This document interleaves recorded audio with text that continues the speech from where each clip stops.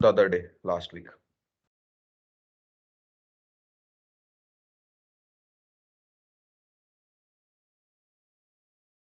And we even discussed about what would be our starting point for today.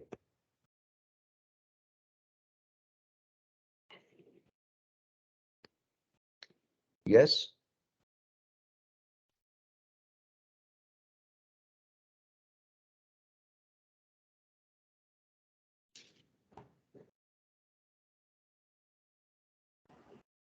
You asked us to like research about how to select which is the best model.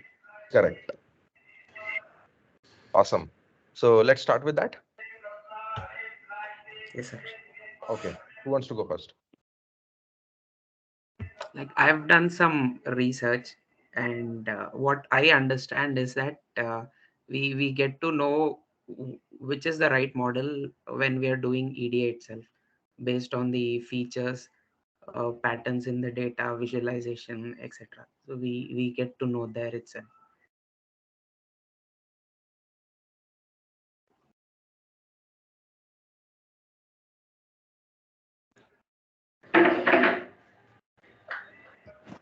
And just to add on that, uh, during EDA we can figure out some parameters like the size of the training data, whether the size is less or more. Based on that, we can choose the model. Uh, Also on the use case, whether we need high bias, low variance, or vice versa. Then uh, how much time we have. It is related to the size, but for larger size, obviously the training time will be more. So how much training time we have basically. So some of the algos like naive Bayes, they are easy to, they can learn faster compared to some of the other algos like neural networks. So neural network might need larger data sets so other thing is how much explainability.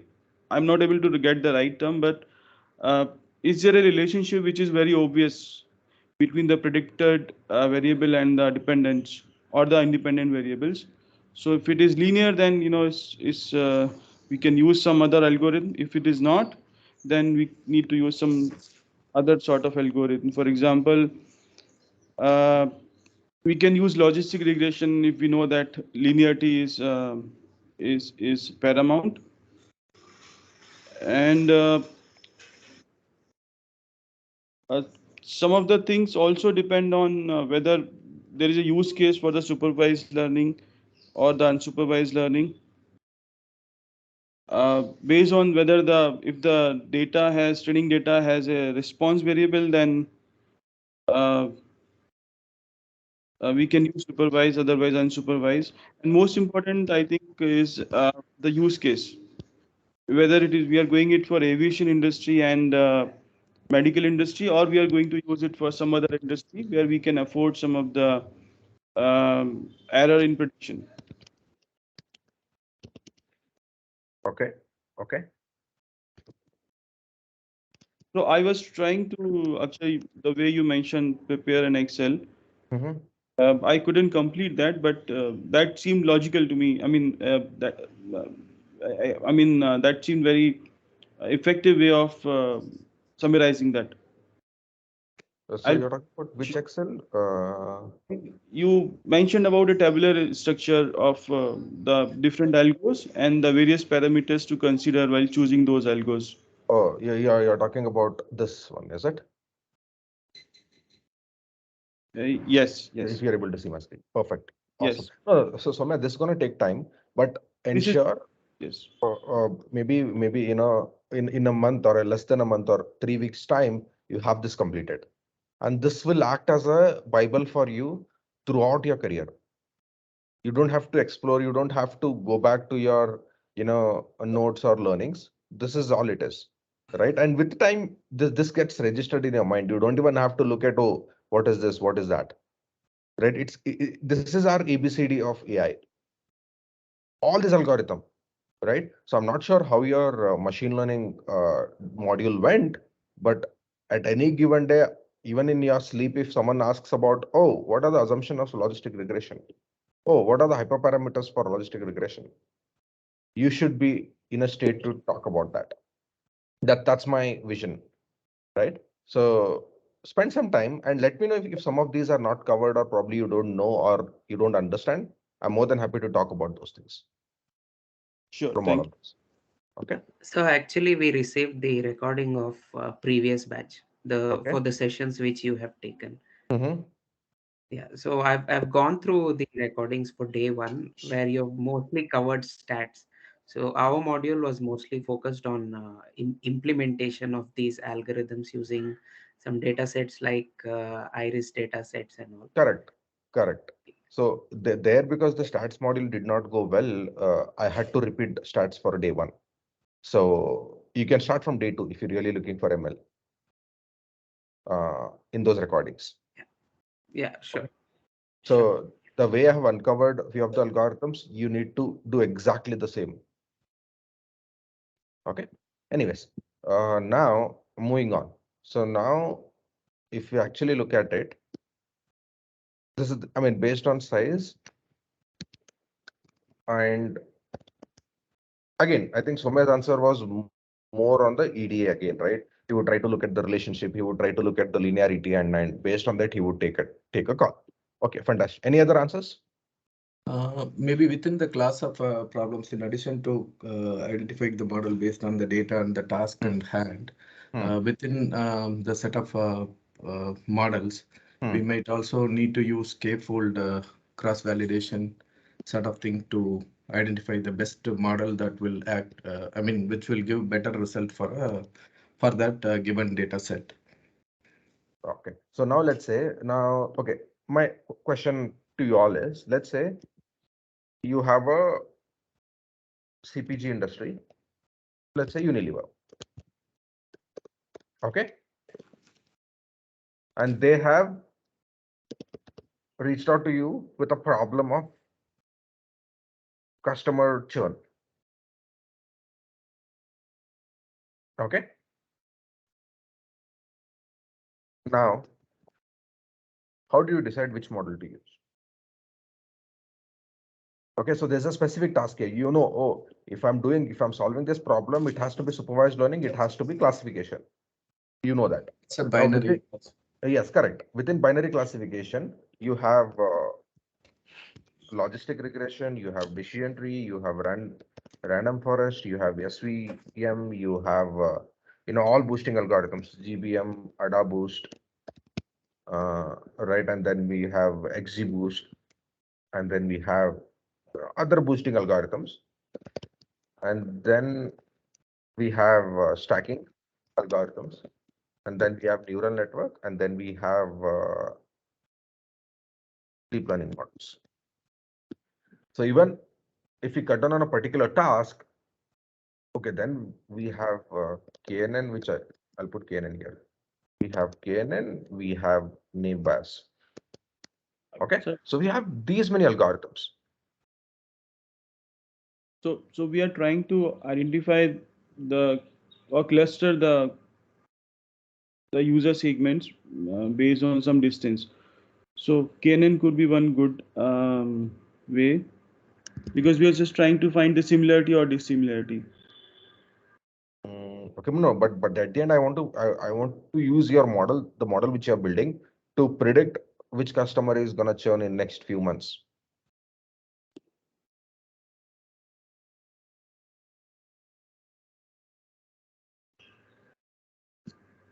So I'll just restrict myself, right? Otherwise, again, we'll start deviating from the topic. So I'll maximum spend 30 minutes on this ML topic recap, but post that we'll get started with the NLP. Okay, so we have 30 minutes from now. Now,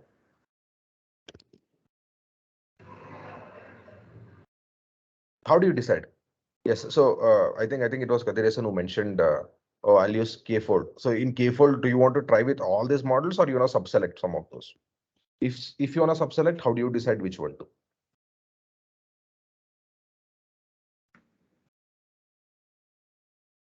Probably I'll give you a data size. Okay, I'll make your question simpler.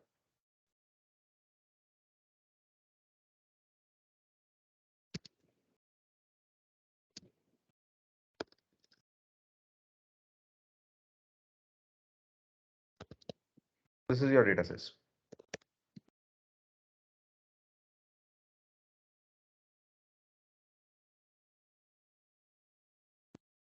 Your target column is churn, 1 or 0, and then you have 23 categorical features, and then we have 99 numerical features. Okay, I've given these many information. Now let me know if you need any more information. I'm more than happy to talk about it, but given this, do you want to try it out?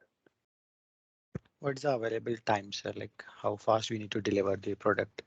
So one thing I'm sure maybe some of you who are already playing this role, AI leader role, they'll know the pressure what they are in with the business, right? So business believes all AI projects are equivalent to SAP projects, SAP projects, which means that they look for speed in the delivery. So you tell me the time.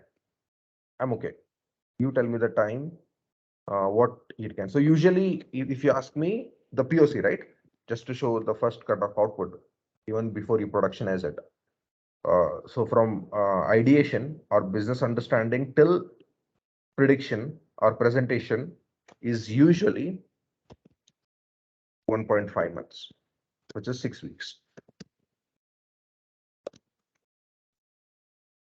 From business understanding, from where this project starts and ends, is 6 weeks. And again, if it's complicated and there are a lot of data sources involved for wherein you need some of the data engineer efforts as well, then probably it can go up till 8 weeks. But usually 6 to 8 weeks is what a timeline is for a given POC, given there is one data scientist working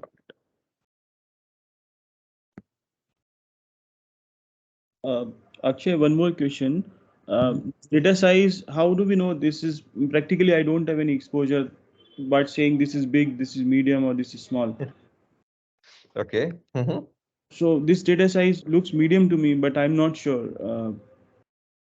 Okay. No, that again depends on. No, this is in general. If you're talking about, this is a big data set. This is Okay. huge. Okay. But again, the way you decide whether it's huge or big or all of it based on your compute power. Right? If you are running it on local, your system would crash or it would run for days. So probably let's say you have Azure with you or some VM. So let's say you're working on Databricks.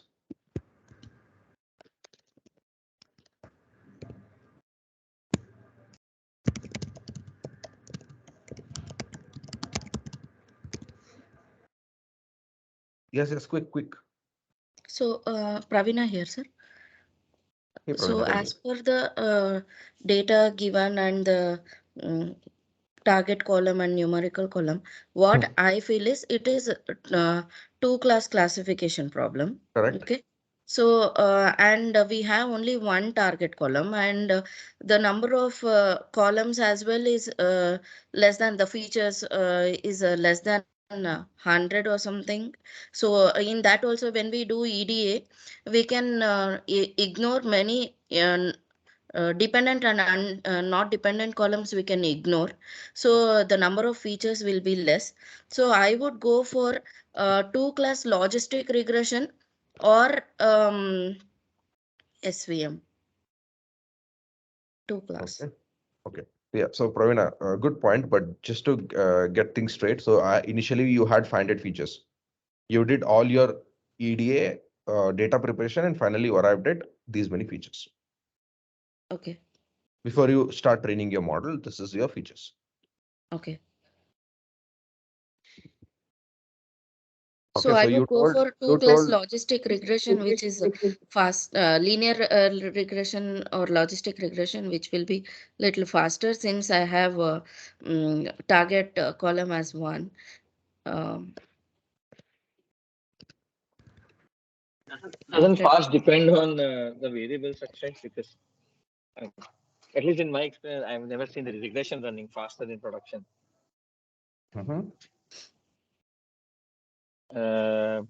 I would say example where we were doing, let's say, a classification probability theory example where it took us almost say 8.5 hours plus to run a model and give an output.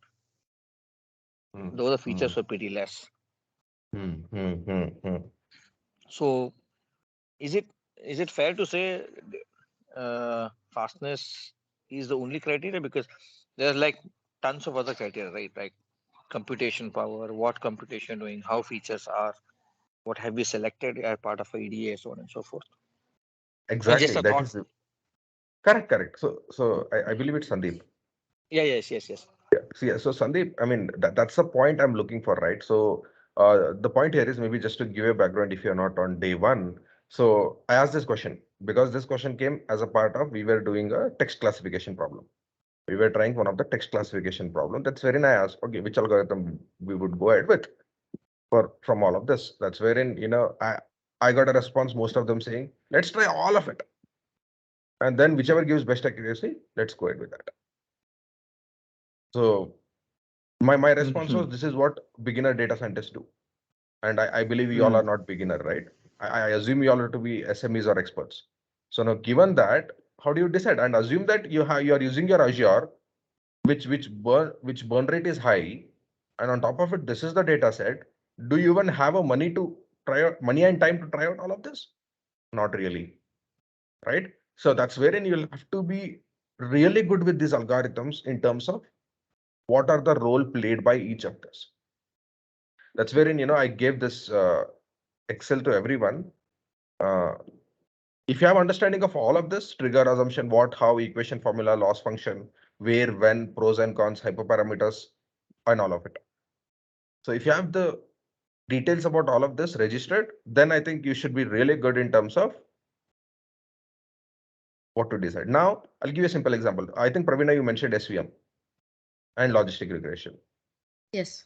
right? So maybe I think according to me, okay, maybe let's say in EDA, you uncovered that most of the relationship are linear in form. Yeah. So that's wherein you want to try out logistic regression. Makes Yeah. sense to me, right? Now, trying out the relationship between 99 or probably 23 total 122 features on this data set is again a time consuming task, right? And again, you'll manually have to look into all the relationship on how they are. Hmm. So I don't know if linearity could be checked so easily given the size of the data set. My first point. Second point, SVM fails miserably. Got it. Right now, you can do one thing, right? So why? Because it's one of the most computationally complex Yeah. algorithm, right? You know how it works, right? How the hyperplanes are created, how the hyperplanes get moved based on all your data points, Yeah. right? So if you know how hyperplane works and how your kernel methods work, where they transform the data from 2D space to ND space, right? It's Yeah. computationally expensive or probably complex algorithm out of all, which means you can try, right? Maybe let's say take 5 lakh records, for any use case, run all of these algorithms, and while you are running, you do a time it, which captures the time it took to run. Other than deep learning, I bet SVM would be ranking one in terms of the time taken. Correct. I thought like lesser features like below 100, then if we go to SVM, it would be fine. No, Else, but still we have we have to, records, yeah, right? got it. We have huge data. So Yeah. this is no, I don't agree. So what I'm trying to say is with this note, the way we decide is, so suppose let's say you knew all of this, what we discussed. You knew all of this. I would have got answer within seconds from you, Okay. right? So spend some time and make sure you get a good hold of all the ML algorithms. Okay, each of these algorithms have their own advantages and disadvantages on how they work. I think someone mentioned to me in our last meet, oh, if there are more categorical, I'll use decision tree or random forest. Correct? I think it was Pramina or someone, Purnima. Now, that's a brilliant answer.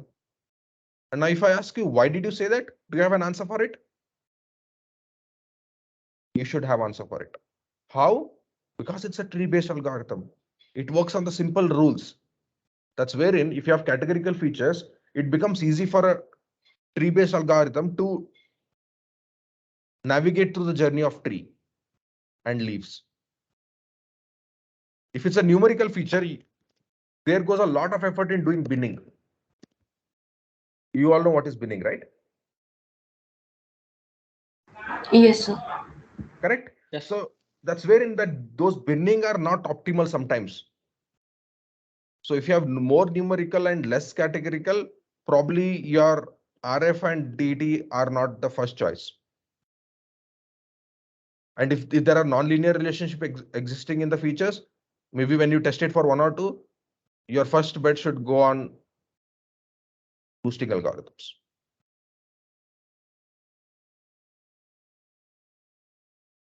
And then decision tree, I'll always rule out decision tree. Do you know why? If let's say if there is any use case which is coming into me, I'll most of the time end up ignoring decision trees. Why?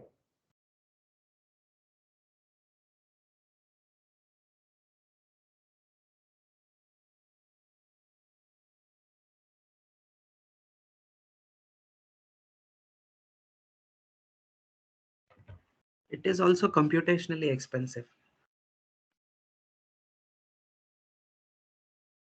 It overfits most of the time. That's why it's not a best Yeah. choice. Correct.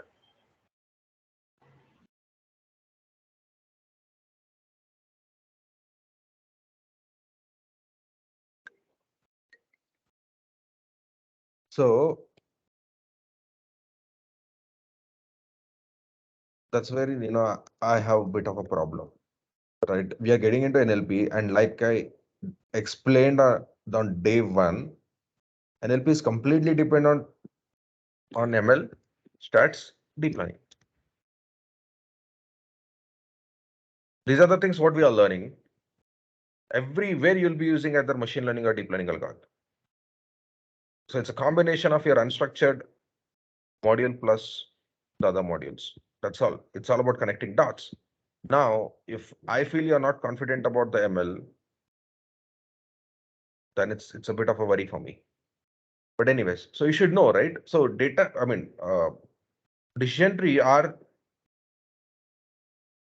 comes with high variance.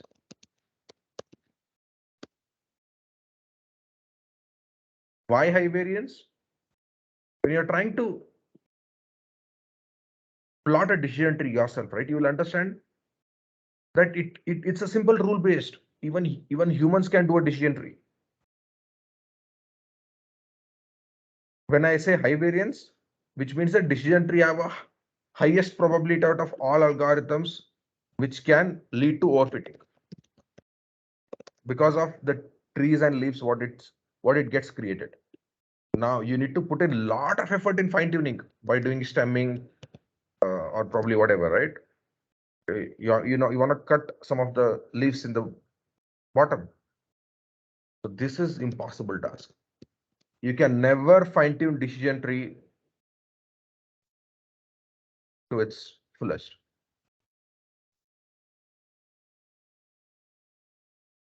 Maybe to explain you on the layman terms how decision tree works. This is important, right? Because I heard someone telling, "Oh, I'll try decision tree because it's categorical." I'll give you a simple example, right? How decision tree works. Maybe if you don't know, maybe from a layman standpoint. Suppose let's say there is a car race, or maybe not car race, right? You're on a highway, which is two lane, which is two lane, and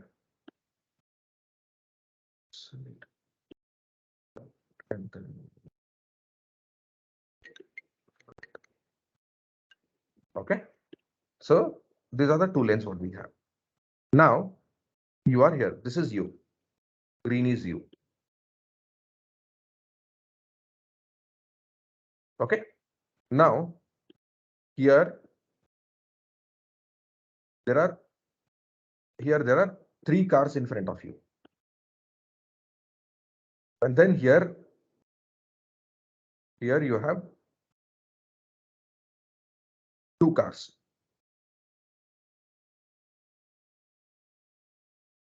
Okay, these two cars are going at 40 kilometers per hour. These three cars are going at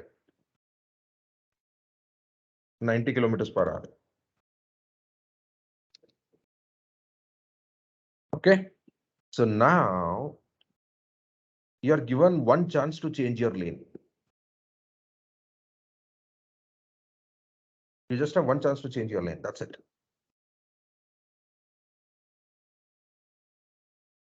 Now, seeing that, oh, it's blocked here, would you change your lane while you're driving on a highway?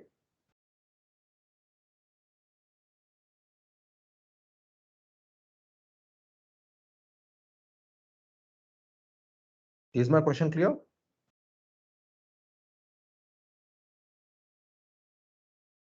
Yes, Akshay.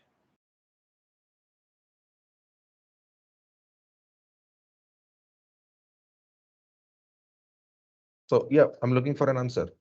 Would you follow this lane still, or would you move to this lane?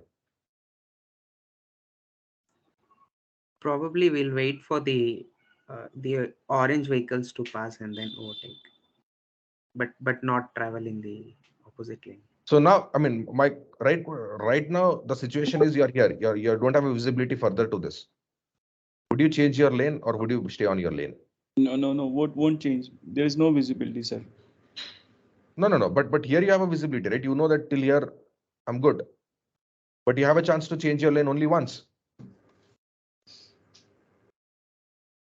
So if you were smart enough, what would you do? You would maybe observe for some time what is the speed of this and what is the speed of this. If the speed of this is way too low compared to this, you would never change your lane. Am I right? Yeah. Correct? Yes. Right? Now, if you would have changed a lane, you would have got stuck here. So this is how decision tree works. Decision tree is also known as greedy algorithm. It doesn't look at the future aspect. Decision algorithm, if it was decision, tree, which is here, it would have shifted to here directly. So focusing only on the local maxima. Correct. Exactly. So the way it works based on, maybe let's say if you're using, whatever algorithm, it has information gain, IG, entropy, correct? And then you have CHEID, which works based on chi-square. These are the three algorithms on top of it. Your decision tree works. Use any algorithm. They are greedy. So let's say how your first tree, or what do you call it as, first set of features are decided based on the features which have highest IG or entropy or okay, right, which has the maximum purity or which has the high capability to bifurcate into yes or no if it's churn. But you never know if there are few features in the future. Along with that, if you club few more, you might get a better ones. No, it doesn't have that idea. It doesn't have idea in terms of, oh, even if this feature has high IG, but I shouldn't be using it now because if I use it in the later in the tree, I'll get better accuracy. No, decision tree doesn't have that visibility. So that's a biggest problem with decision tree. After 2009, you can talk to any company in the globe. None of them have decision tree running in their production. I can bet you. Exception being banking domain.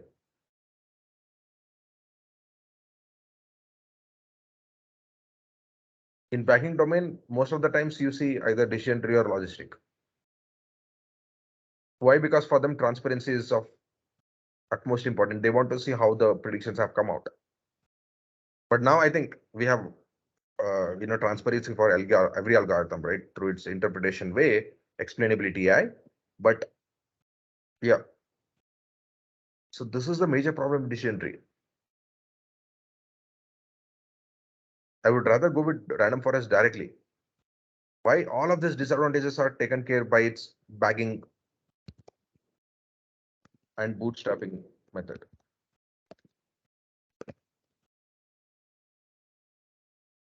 Okay. So I know you know all of this information. I'm just trying to reiterate and see how you link all of this into real world scenarios.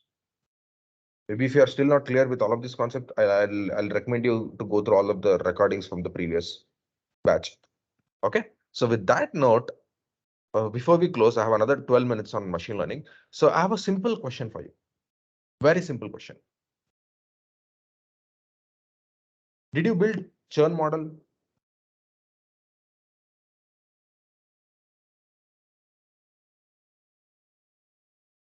In your machine learning module? Did you build any churn model?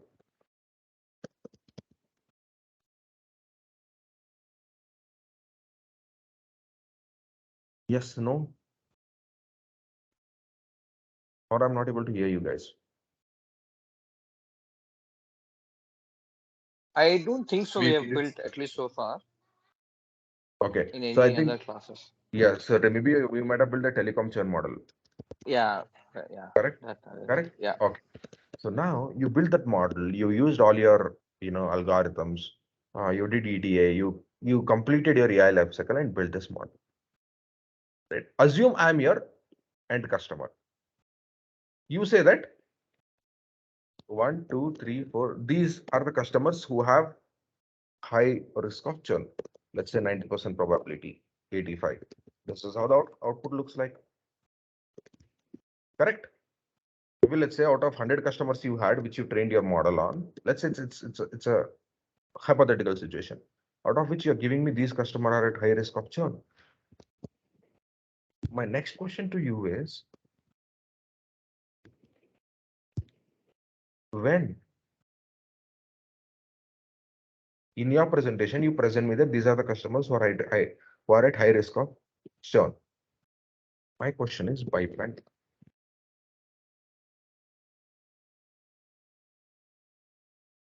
Can you please answer this question?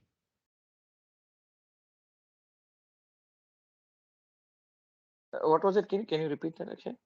Okay, so you build your churn model and then you're finally presenting to a customer, wherein you say that, oh, look, my model is of 90% accuracy and it has done a great job in predicting churn. Now, out of 100 customers you gave me, these 5 are the customers who are at high risk of churn with this probability. This is what you present. Your customer or a client is asking you by when. What is the time frame by when they would churn? Okay. Do you say that when you're saying your prediction, do you say that, oh, they're gonna churn right now today? Is that what your prediction is saying? Or your prediction is saying that, oh, they're gonna churn in next 1 month? Or prediction is saying that, oh, they're gonna churn in next 6 months? This insight business is looking for, your client is looking for. So their first question would be by when? What Can is we your answer? churn rate, Akshay sir, say per month, these are the on an average, taking the average and seeing the churn rate. So these many customers we have seen usually churning per month. So this month is one logical unit. We can have it for quarter as well. So this month we expect, or we not expect, we suspect that these many customers might churn out. Okay, so you are saying that, okay, let's say, historically every month there is a 12% churn, right? And now your predictive algorithm is saying maybe let's say 24% of them are churning, right? So now what you do is you maybe take 50% from them randomly and then say that, oh, these are the 12% who might churn now. That's what you will say. This one, but So how do you choose? Which 50% of this? Yeah. So choosing which 50%, I have no idea. So, but we will use the same model. We'll see the prediction over time, and we should have some data that we predicted these many, this percentage will churn, and so we'll see on an average for last 3 months how many customers churn. Based on that, we can forecast for the current month. But out of say 24%, we predicted how many will actually churn, and who are those people? I I don't have any idea. Okay, anyone else?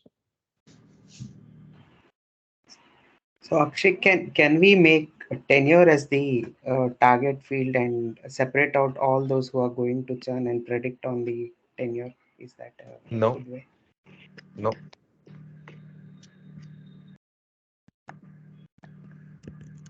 And trust me, for me, even I was in the same state. In 2012 is when this question was raised to me when I was building it for some of my clients. I was like, oh my God, how could I miss even the silliest thing? How couldn't I anticipate that this question would come from a customer?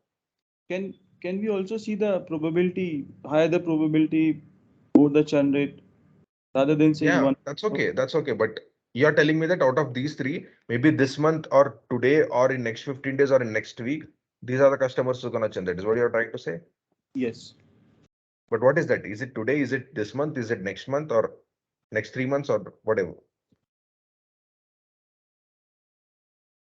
Right? You don't have the answer for it.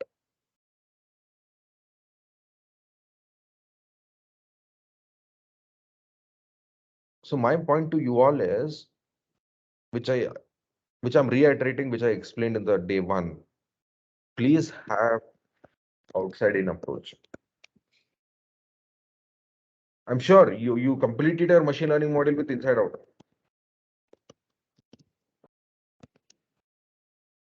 This is not going to help us. Think from a business perspective and then try to solve it. Not as a data scientist or an AI engineer.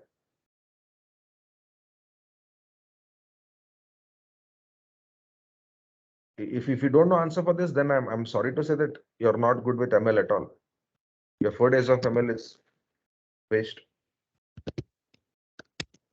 Akshay sir, can we also think around so all the factors which are contributing towards churn, which is a most significant factor, and then see in that particular, or if we are focusing on a particular area, see that that significant factor is available there or not, say age group or demography related, and then we will be more closer to predicting that churn. No.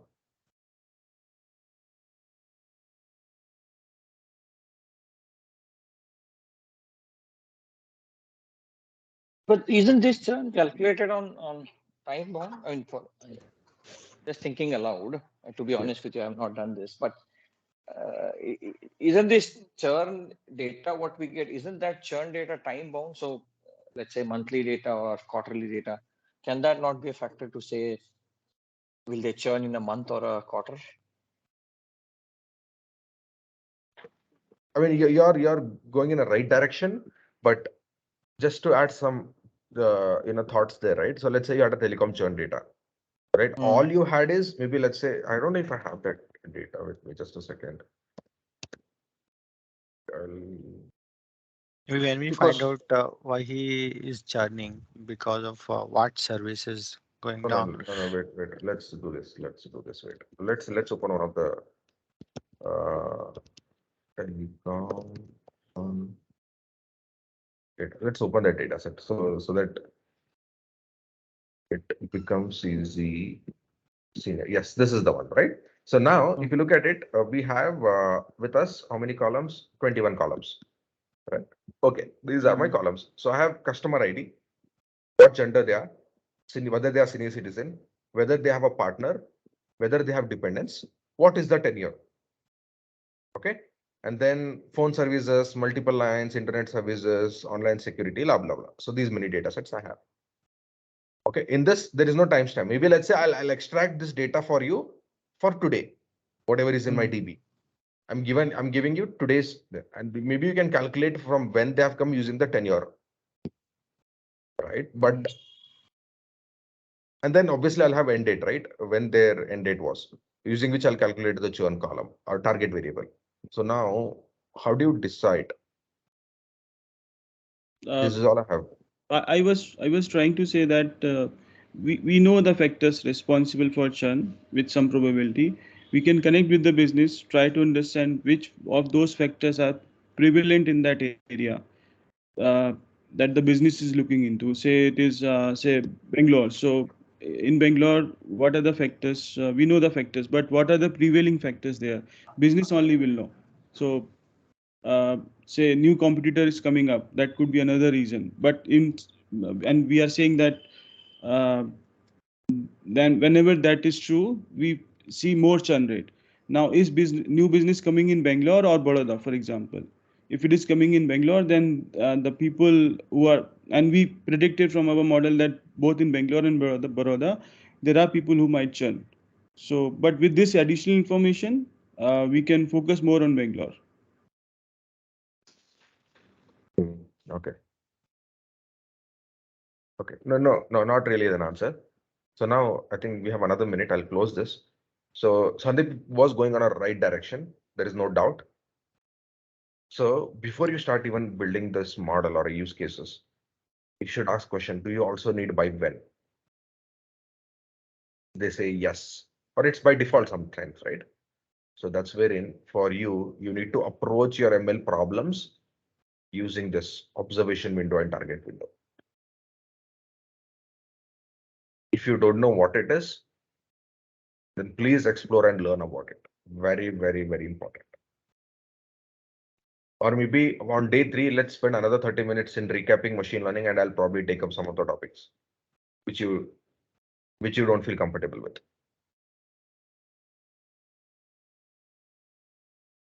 Okay, clear? So Sure. this is a solution for it.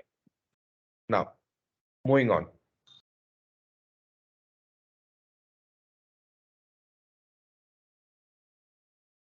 Do you want to recap day 1 or we are good?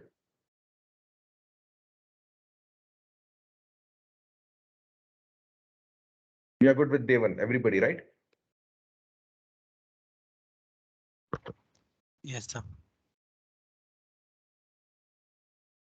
Okay. Now, let's move to day 2. I have a problem. Let's start a day 2 with a problem, right? Where you'll all be solving one of the problem.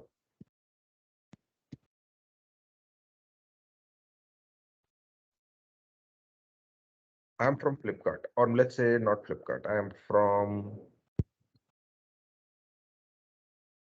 a banking institute. Okay. Let's say I'm from HDFC.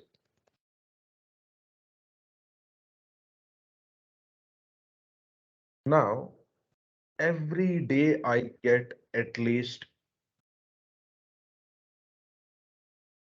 5 lakh complaints across India.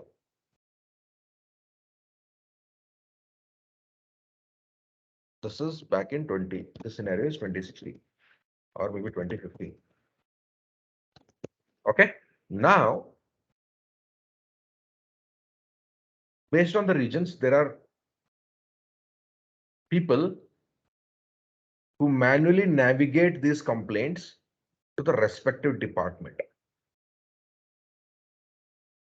By region, they manually tag and navigate complaints to respective departments. Now you must be asking me, what are those departments? Let's say there is debit card, there is credit, then there is savings account, then there is current account, then there is personal loan, then there is home loan, then there is car loan, then there is insurance. all the insurance, right? So to keep it simple, let's say these are the departments. Now, what these, what you call them as, maybe let's say support. What the support engineer does is they, at each region we have support engineers. They manually look at or read through the complaint description, and then they tag it to a particular department, and then they navigate it. This is what they have been doing. As complaints, they started with what? 1,000 complaints, 1K every day. And they had like one employee in each region who could take care of it. By the time in 2 years, the complaints rose exponentially. Now it was beyond their budget to increase the number of employees.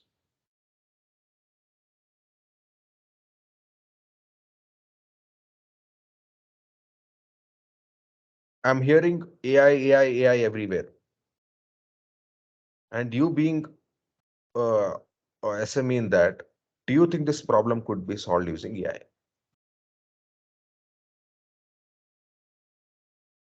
I'm your customer. I'm from HDFC. This is my problem. Do you have a solution?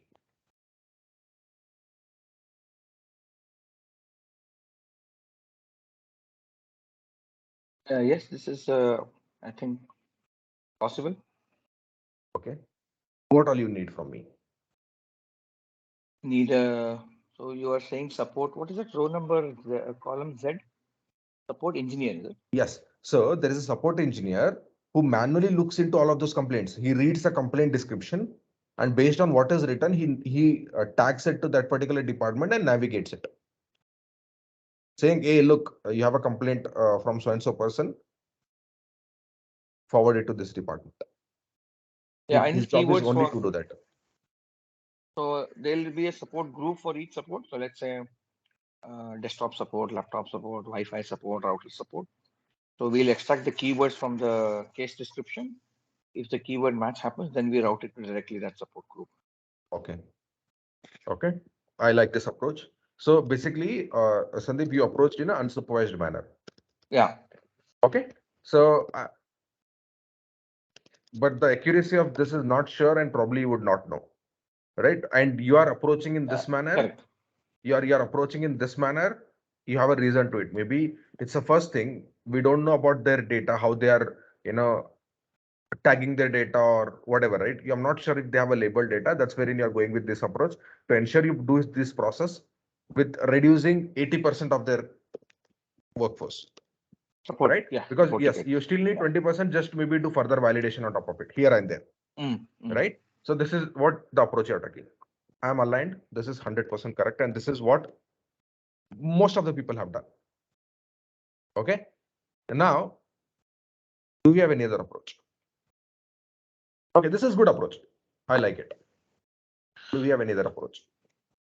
Based on the complaint description, can we Okay. categorize? How? Example, when raising a complaint, he will be mentioning the account number, right? Which account number he will be looking. Maybe he'll mention debit card. Automatic the refund has not come and something he would have mentioned. Based on that, maybe we can decide which category. Maybe kind of understand what the description is.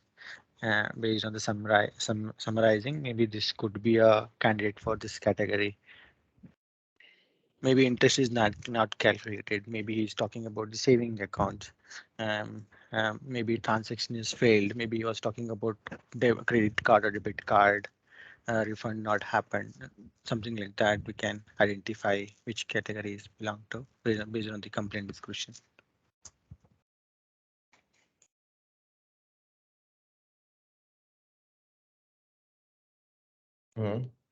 Okay. So, Pravina, Partially you are in. Yes, Pravina. one thing is they already had the customer support people. Now they Hmm. are going to make it using AI or ML. So Correct. what we can do is we can do the similarity check for the new coming any tickets, and then we can route it to a preferable channel. I know where you are going, but this is very difficult to do.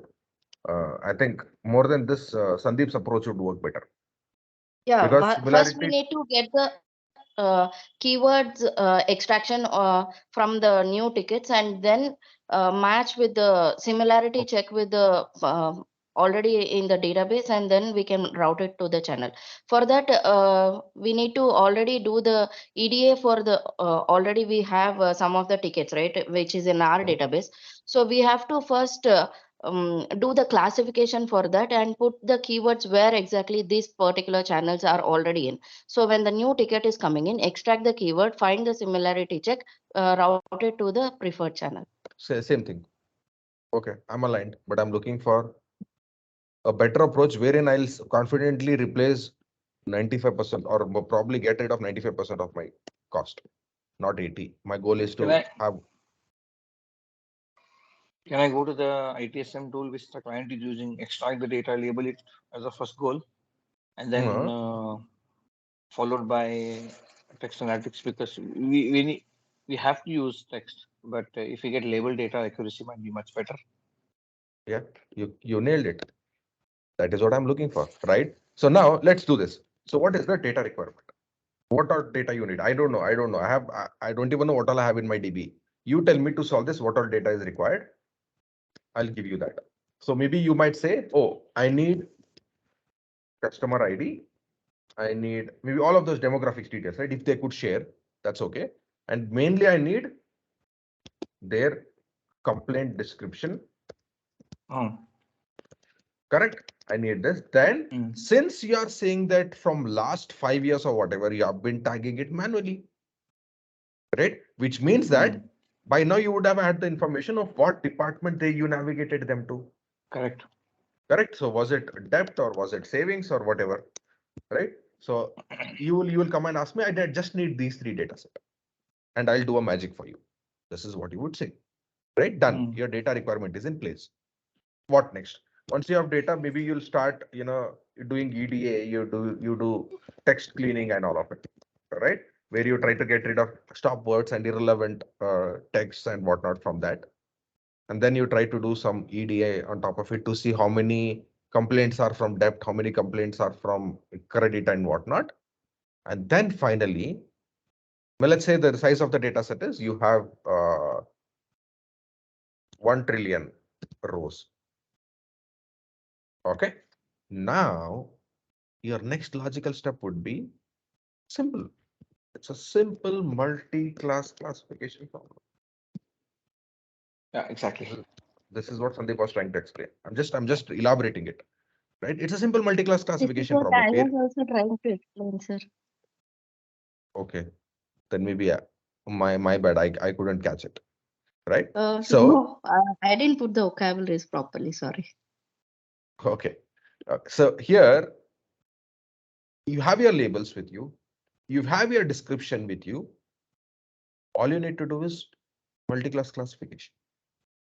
But before that, you try to convert this text description into features, maybe by using any of these methods, what we discussed on module 3 or 4, unstructured, one or 10 coding or count vectorizer or TF-IDF. And then you train your multi-class classification by using any of those algorithms. And typically for text, you go ahead with naive Bayes. Naive Bayes is always the first choice of algorithm for text. I know I'm interested in asking why, but I even know that I'll not get the answer for why. So look for it. Why is that the case? Why for text naive Bayes is the first choice? I need an answer for it. You know how naive Bayes algorithm work, right? So that is your task for day 3. The first question I'll be asking is, why is naive Bayes a first preference? Most of the times. You build this classifier, you'll have some accuracy, you'll fine tune it, And then finally, you put it in the production where you build your prediction API. And as and when the new data starts coming in, it passes through this API where it does your text cleaning, your text to features, and then prediction model.predict for those new data set, and it will directly tag over which department it is with the probabilities. Wherever you see the probability is greater than 90 or 95, you directly, without any validation, you directly put it to a respective department. And if the probability is 56 or 70 or whatever, right, in the mid range, you probably have 5% of the resources looking through it and validating further. This is my solution. So my point here is, whenever there's a problem in front of you, this is all you would get. You should be in a state wherein you know what to ask from them, data requirements. They don't give you a data. In all our modules here, whoever is teaching, we will give you the data to solve, but their client don't give you the data. They'll tell me what you want, I'll give you only those specific things. So you should know what to ask. First learning. Then all this approach should be running in your mind, because when you meet on day 2, you should be able to explain them how you are doing it or how you are solving it in a layman terms to the business, so they feel confident and you will buy in 2 months of time to solve this problem.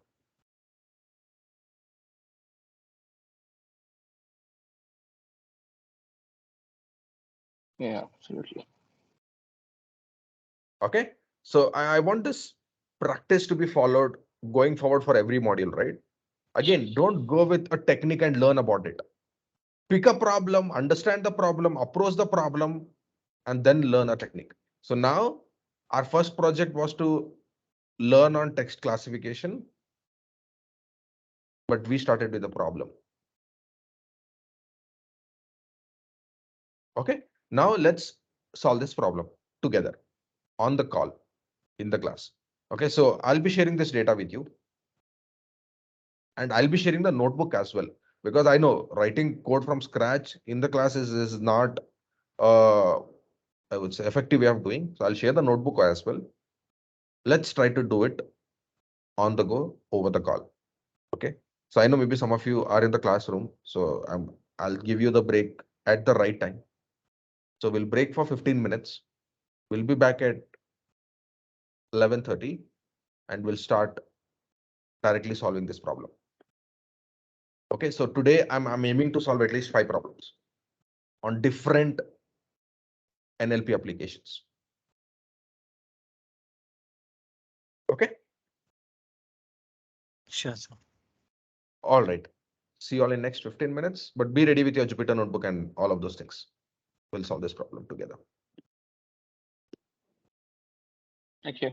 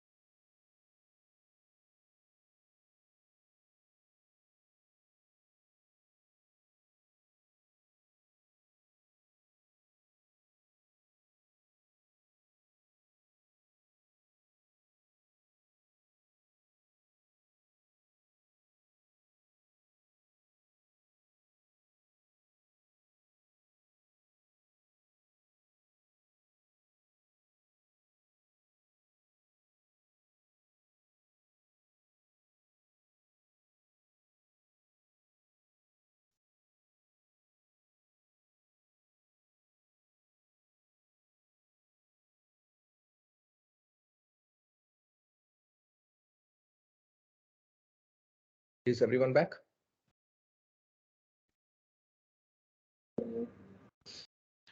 Yes. Okay.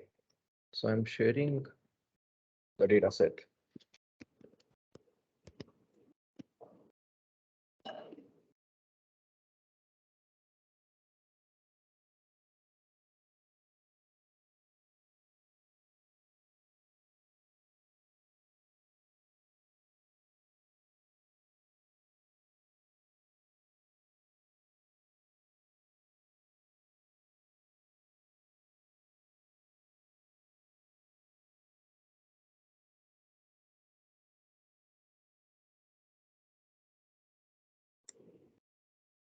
Oh, I cannot share on the Teams again.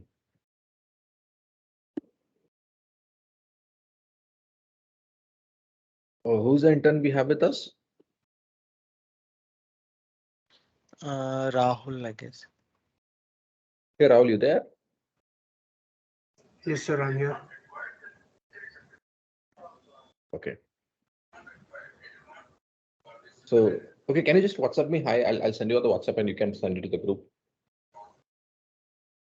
Yes, sir. Okay.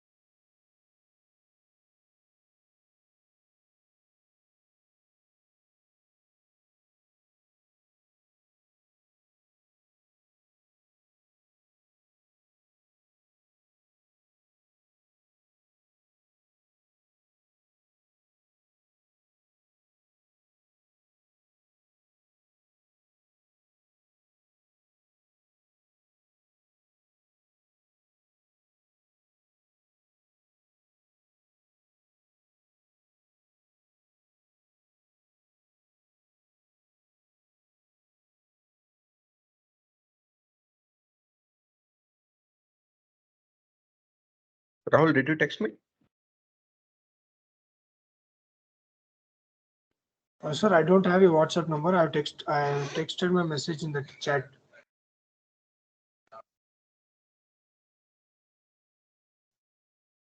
I don't see a message on the chat.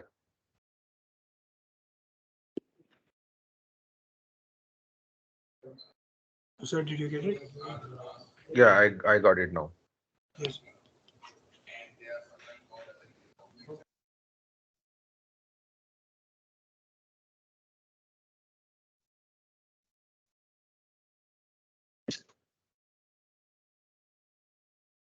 Otherwise, sir, you can ping me, sir. I'll just make you. Yeah, I can send it to Santosh itself directly. Yeah, yeah. Yeah. Perfect. Yes. Okay. Awesome. Okay. Let me know once you receive it and probably share it with the team. Sure, sir.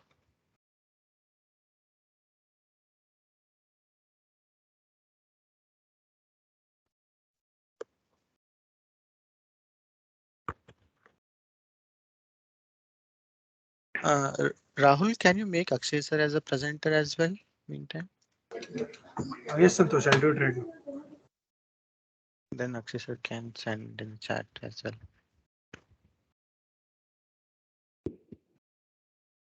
No, in that case, I think since I joined as, you know, guest, I don't think I'll be able Okay, to make. okay. But let me see. No, the file is huge, man. I cannot send it to WhatsApp. I just tried. So what I'm doing Okay. is, uh, uh, Rahul, do you have access to your Raise intern email ID? Yes, sir, I have access. I have access to my college Correct? ID. I'll mail you that Outlook ID. No, no, no. I'm just sending it to internet reva.edu.in. Okay, sir. Internet reva.edu.in. Do you have access to it? I don't think so, sir. I don't have access to that. No, I think you should be able to receive it because you should be part of that group. I'll check it, sir. 1 minute. I've sent you that. I've sent you to that email ID, or you can send you can tell me your Outlook, your Reva email ID. I'll say it like this, or I'll put it in the chat group, sir. Put your email ID in the chat. Yes.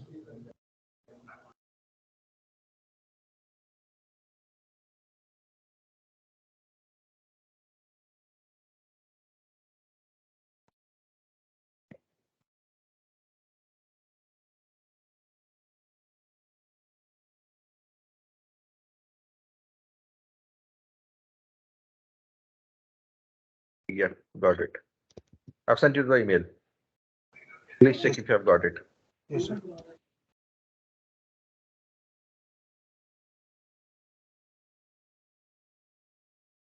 And I've attached the notebook as well. Jupyter notebook. Okay.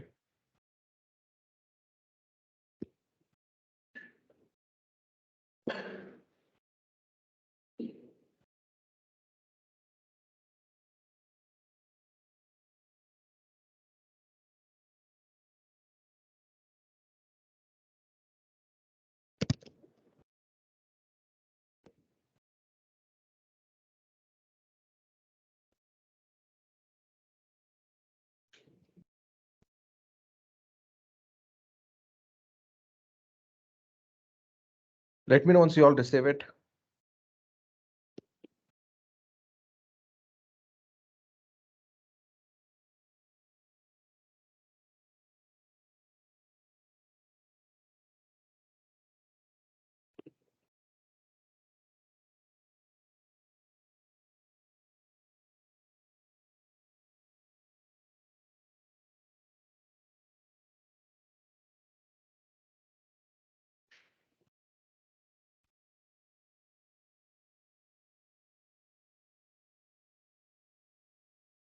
Or I could have done this as well. I have.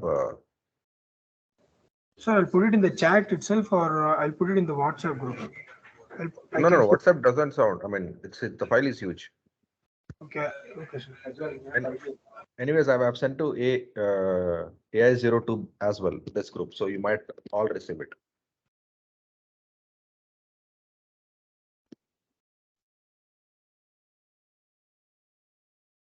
Okay. Awesome. So Santosh, once you receive all of that, please share your screen with the new Jupyter notebook. Sure, sir.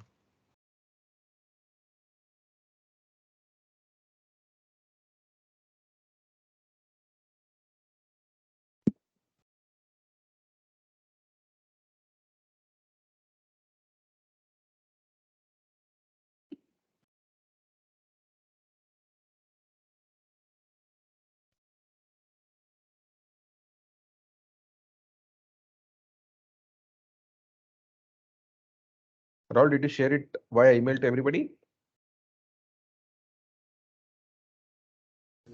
No, sir. No, sir. I'm Please, doing it right now. yeah, please do it. because it bounced for me. It says outside organization, you cannot send it to AI02. Yes, sir, I'll send it right now.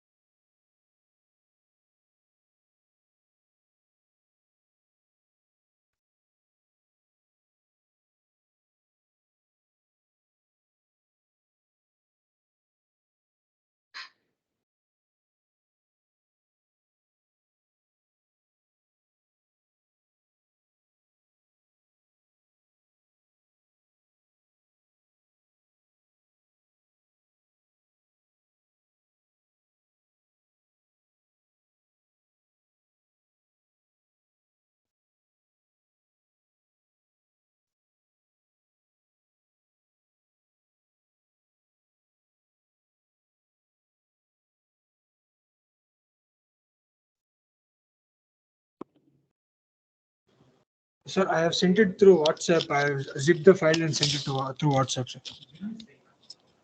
Okay, if they're receiving it, I'm okay. I think they will receive it now. Okay, good. Yeah.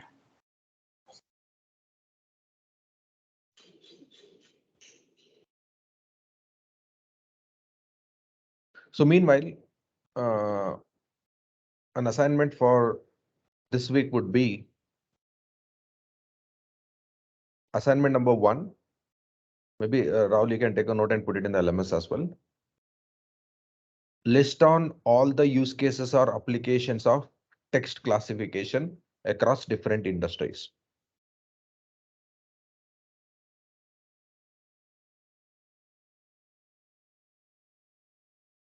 Is that clear? So right now, maybe, in the last week, we solved spam ham problem. That was just for a learning sake. And today we are solving complaint classification. Other than this, there are a lot of such text classification applications across different industries or domains. Maybe we spoke about one of those wherein we talk about product catalog or product categorization. That is one more, right? So like that, I want you to list on all possible applications and use cases what you could see across different industries and domains. This is assignment number 1. Assignment number 2 is you pick one of those, try to get the data from open source, be it Kaggle or anywhere else, and then solve it end to end. I don't want everybody to pick the same use case or same application.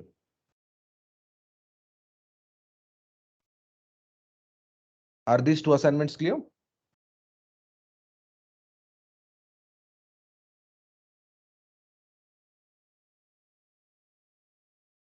Can you please repeat the second one? The So first one from, was. yeah, so from the first, if you have, suppose, let's say if you have listed 20 applications or use cases,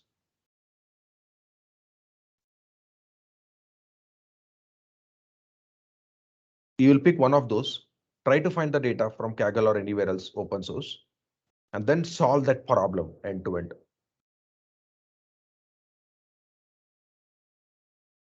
Is that clear?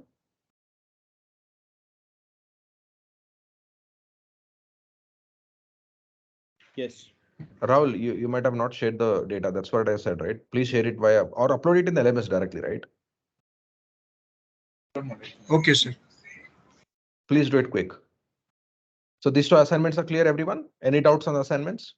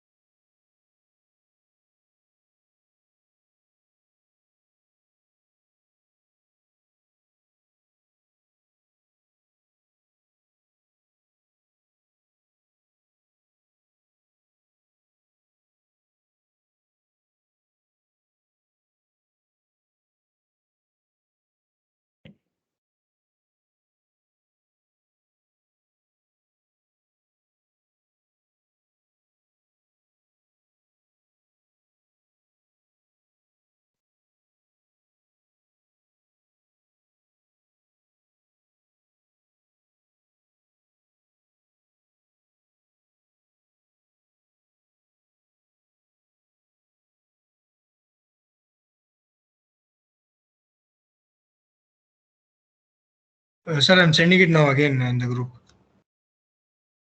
Okay.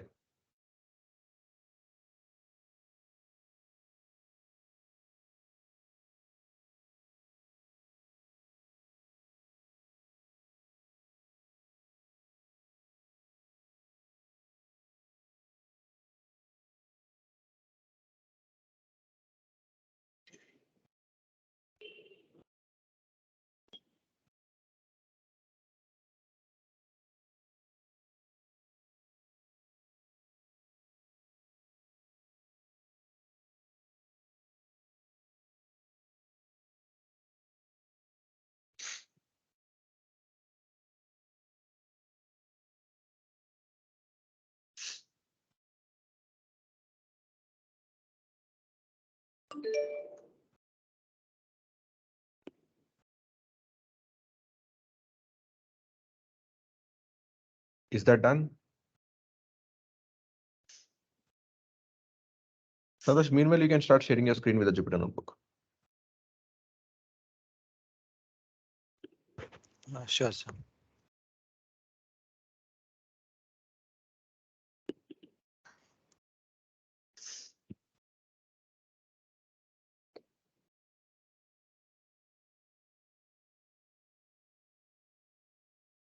I have shared it. Is it visible, sir? Yes.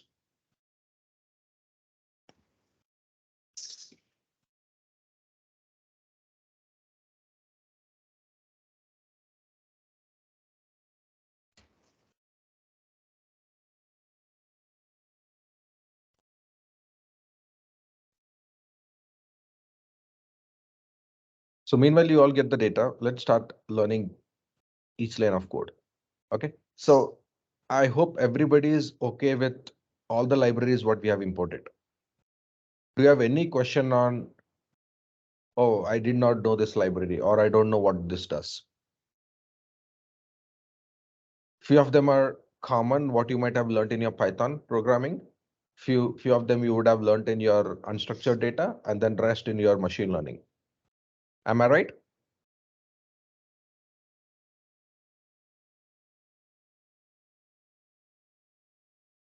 Yes, sir. Fantastic. Okay. So now, once you get the data, you read through it, read CSV, and then You look for, okay, what are the columns of interest for me to do the classification? What are the columns that would be required to solve my problem? That is what you need to look for. And once you understand that, you just pick those columns. If there are any irrelevant columns, you just ignore them and you just look for those columns.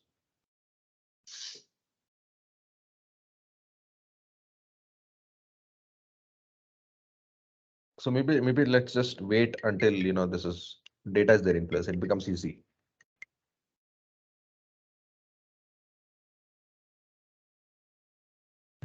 Santosh, can you please zoom a little bit? The text is very small. Sure, sure, Ritwik.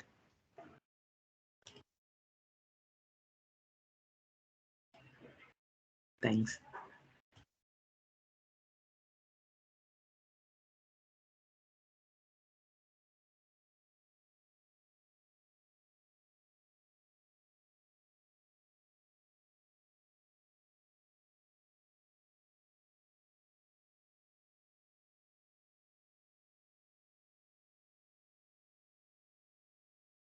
You still have not received the CSV?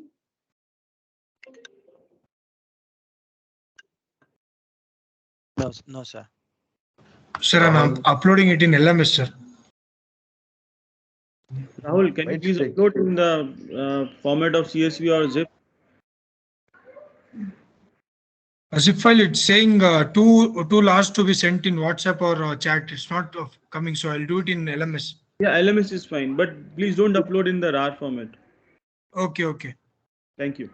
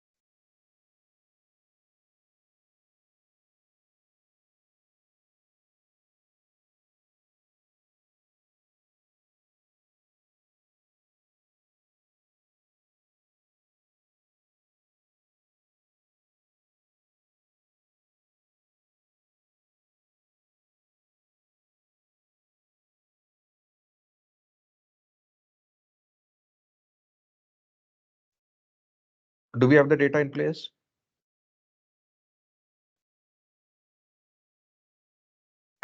Not it, sir.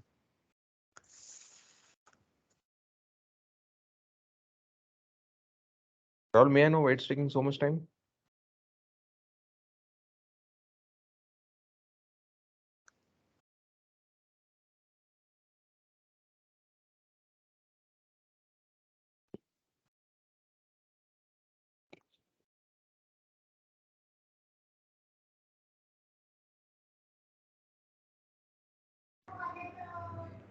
Akshay sir, can you mail this to one of us?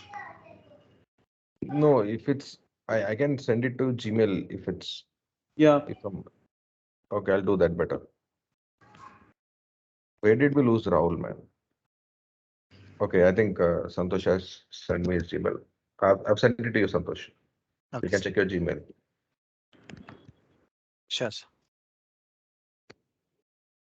Download it and then probably send it to all.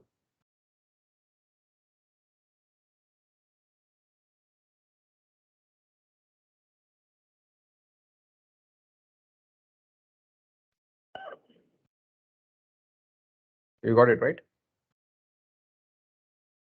Yes, sir, I got it. Awesome. Just download it and then probably send it to everybody. Sure, sir.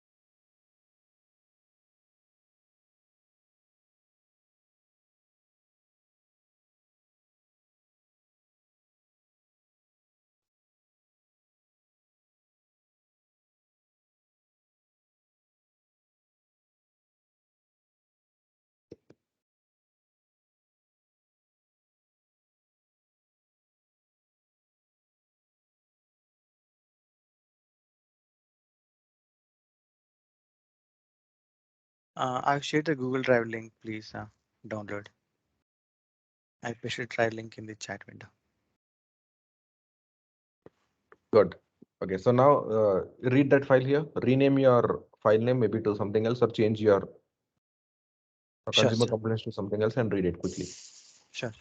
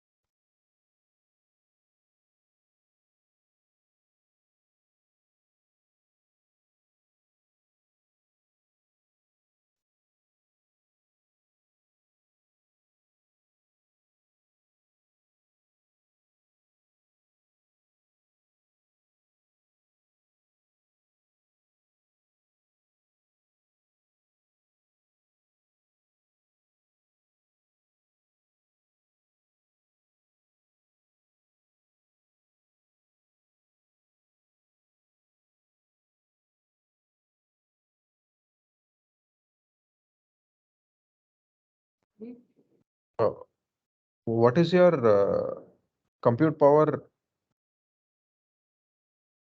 Santosh? The RAM is 32 GB, sir. Okay. Do you all have access to your Azure account? I believe your Azure module is done, right? Can we do this exercise on Databricks? No, sir. It was Azure Pass for 30 days, so we don't have the access now. Yes, sir. Oh. Okay. Okay. So go and do one thing, Santosh. Go to your Excel, open Excel, open that CSV. Okay, sir. Delete 50% of the rows.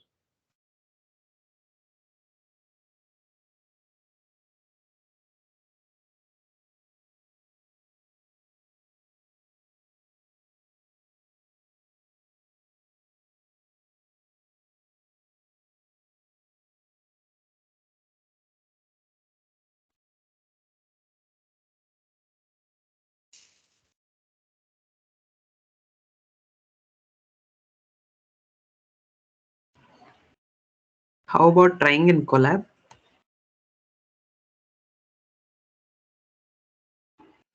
Yeah, you can do in the collab as well. By the way, what is the error you're getting in the below? Can you just scroll down? It's not a memory error for sure. Scroll down. Oh yeah, File you're reading name it is from some different. other. Yeah, that's okay. Close this Excel. That's okay. Don't open. Don't open. Just get your directory right in place, and then where did you save it or give the location?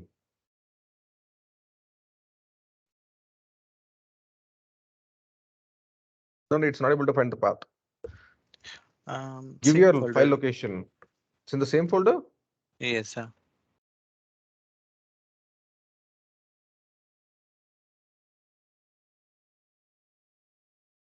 Remove the slash.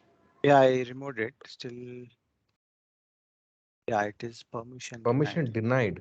denied. What the hell?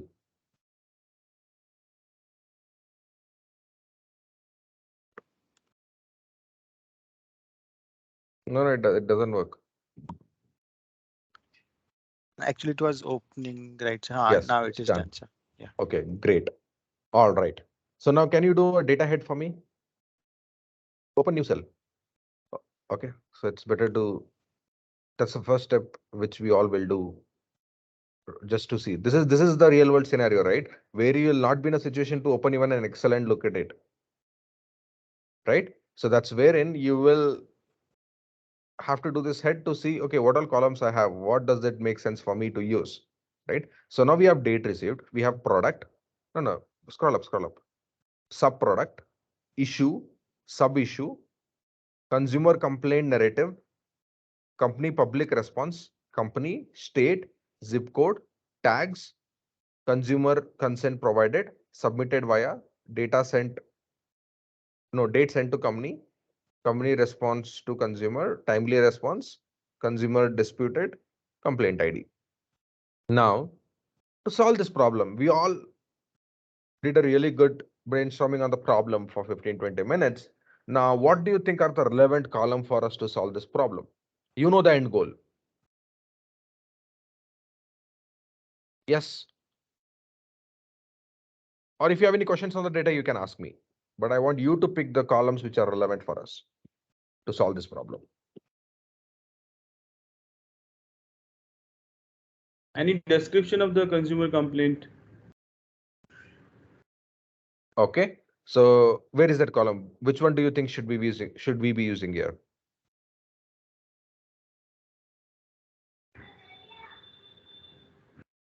Uh, Narrative. Okay. So you're gonna use consumer complaint narrative. Okay. Then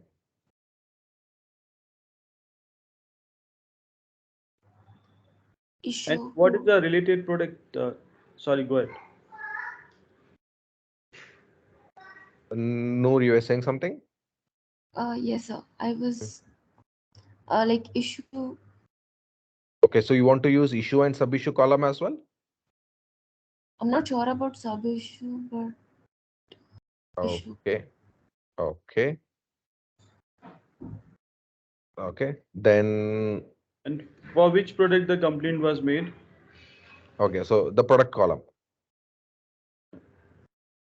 Yes, product column. Okay. Also the company. Company. Okay. What is that you want to do here? So based on any new complaints which are coming to us, you should be able to directly navigate that complaint to a particular department or a product. That's your end goal. Now to solve this problem, I need consumer narrative for sure, complaint narrative. Issue sub issue, yes. Maybe you can concatenate issue, sub issue, and consumer complaint all three together. Issue and sub issue are like your subjects of the email, right?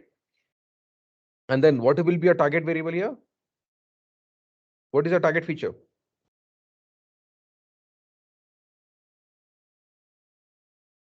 What is your target feature? Product. Yes. Everybody clear? I want to product. tag each complaint to which product it is falling in. So product is my target feature, and then narrative, complaint narrative is my independent feature. And then issue, sub issue, you can use them, or I'll leave it to you, right? If you want to use, you can try it out. You can concatenate all three and then make it one column and then try it out. Okay. So now we have selected the data. Next, scroll down. Okay. So now maybe again, if you find it difficult to have the computation power for this particular data size, just take head of maybe let's say 50K.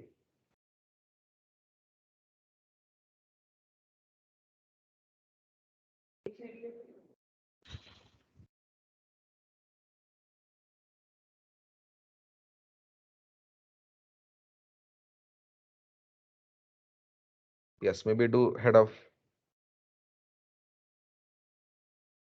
dot. Maybe let's say 50K. Yeah. I mean, just as we are learning, I think we shouldn't be worried about the processing time. Yes.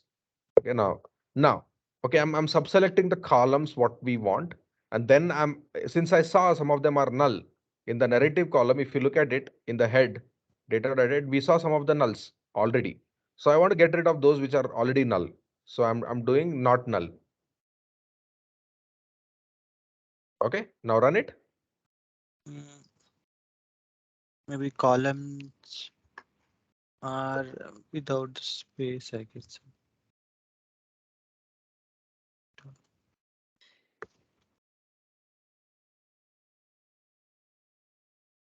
Yeah, Yeah, both. they are Yeah. without space. Yeah.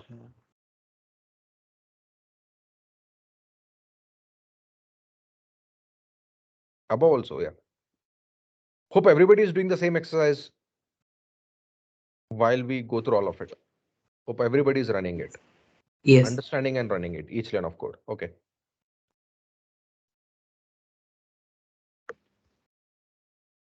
No, just check if CA all it's in camel case or C's are capital. The first letter is capitalized. Yeah. Yes. Even product. Okay. I don't know. Yes, even product. Just copy paste the column names from there. Sure. Okay, done. So you have your product, you have your complaint narrative, and then you're just factorizing it, right? You're categorizing the product. Okay. So this is done. Now you're curious to see how many categories do we have, right? That's the first thing which come to your mind. Then you run the next set of code where you just group it by product and see how many against each of the product, how many narratives are there and what are those product. So run it.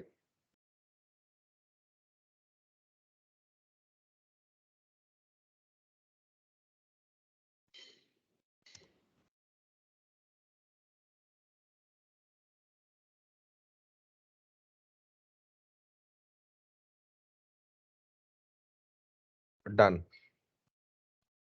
Okay. So now we have how many products with us? 1, 2, 3, 4, 5, 6, 7, 8, 9. Correct? And out of which maximum complaints you are getting it from?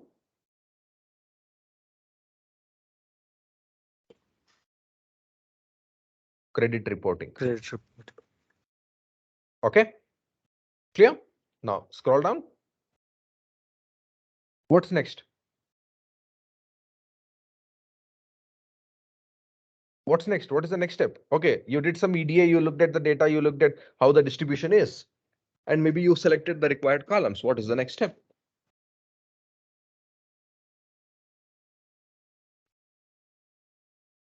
What is the next step?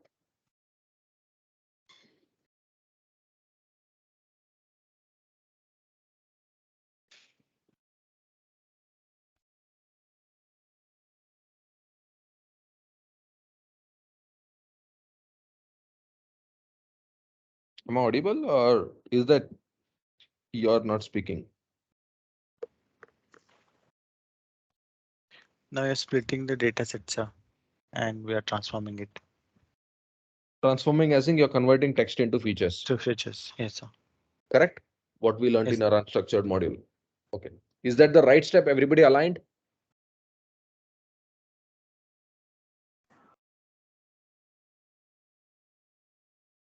Is everybody aligned with that step? Yes or no? Yes, sir. So before that, shouldn't we, before converting text to features, can we also remove some of the stop words or some of the unnecessary things? Perfect. Exactly. Exactly. And everybody else forgot about your text cleaning.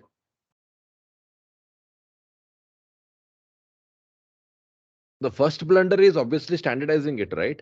Because if you have some words in uppercase and same word in the lower case somewhere else, they both gonna be treated differently. You need to do spell correction, you need to do n number of things before you actually do this. Correct? What all you have learned as a part of text cleaning in your unstructured module, you need to be doing all of that. Everyone agrees? Yes, sir. Yes. So now what do we do? I heard that only from Soumya. Nobody else even called that out. You're just following the notebook blindly.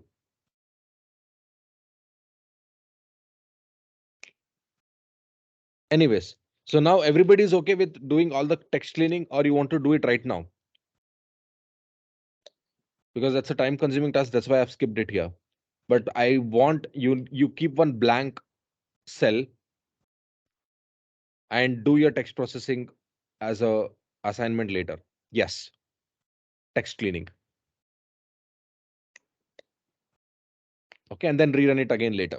And you will see the difference. You will see the difference on the accuracy. You will see the difference on how things are better if you do that later. Okay. So now, okay, let's assume we all have done the text cleaning part. Then you try to split into test and train, and then you try to convert them into features. That is done. Now you have the features in place. And then you'll run your model. Again, do you start with logistic regression?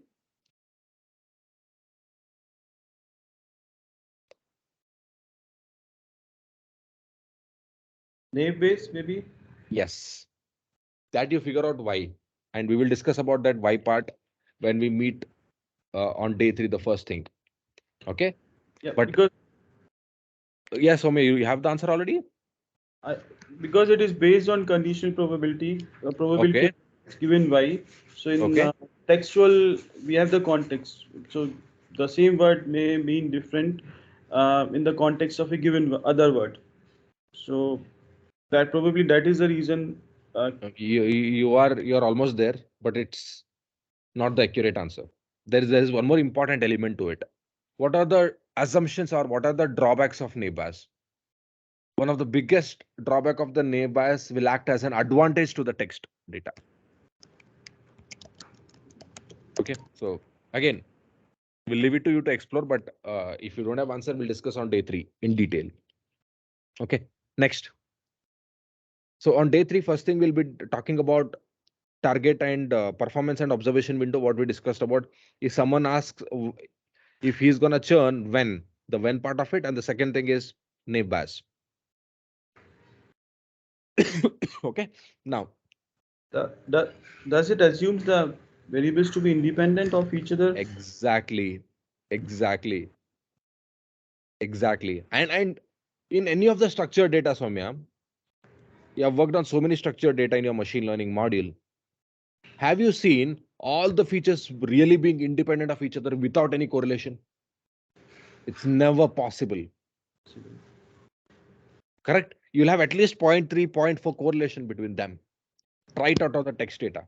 Because you convert all the text into features by using one of these methods like count vectorizer or TF-IDF or one-hot encoding, they are literally independent, which means that you have all the freedom of using naive Bayes. And why naive Bayes? Because it's on the conditional probability concept.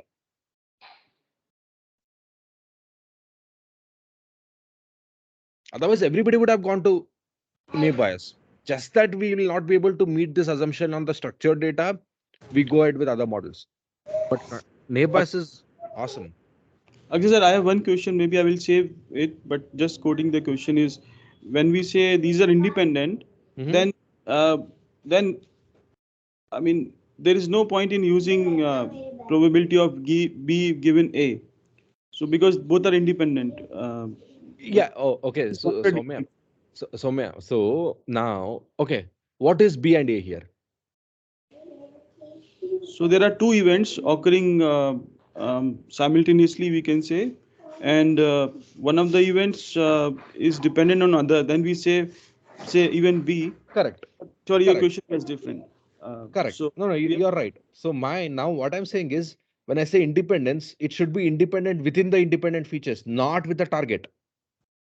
So, like you said, if it's independent with the target, then there is no point in building this model. got it. Thanks, sir. Because if you look at it, right, conditional probability doesn't take into account, okay, if there are two events, B and C, which are impacting A, and if B and C are interlinked, then your naive bias theory doesn't hold good. Right. Okay. All right. So now, Santosh, where did you come while we were discussing? Scroll up, scroll up. Okay. So you built your model, then you have your accuracy. You talk about precision, recall, FN score, whatever. Right. And you can see all of this by classes as well. For which classes I'm getting good result and on all of it. Accuracy 0.75 without cleaning is still good number. Not a bad one. Right. Scroll down. And by the way, what is this support here? Everybody understands F1 score. Everybody understands precision and recall. What is this F1 score? Scroll up, Santosh. What is the support here? Have you seen this before? I'm sure you might have. No. No, which means you have not done any hands-on on your machine learning. Every single machine learning algorithm which is into classification gives you that value.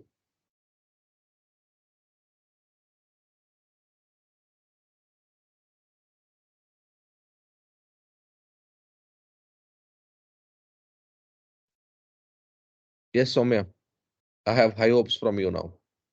What is this support? Sir, we have seen this, and We ignored it. little bit of idea is that yes, to fair extent, but little bit of idea is that we are trying to classify. We are trying to have the data points in target data points in different classes. So support is what something uh, the classes are in the true or the samples are in the true class. Okay, good attempt, Soumya. I like it. Yeah, you're right. It's a class. It's a distribution support. Go back to your distribution, uh, Santosh, where you plotted that, right? Yes, it's talking against each of this class. Good. So what I'm trying to say with this is again that is not relevant. You do not even need to know it. But my point here is your curiosity. When you're going through all of this, ask questions on every single thing what you see around you. What is that? What is this? What is that? Let the instructor or a professor say that, oh, it's not relevant, you don't need to know. You don't assume anything. You have to know every single bit of what is on paper, what is on code. Okay, next. So this is done. Okay, you got your accuracy, you got your classification metric. And what is this? What are we trying to do here? We are just trying to, okay, ignore. It's just a classification representing in, sorry, confusion metric being represented in different format. Scroll down. Okay, maybe scroll up. Let's discuss about it. Okay, now for which category you think we are doing a good job and for which category you think we are doing a really bad job? Can we conclude that from this?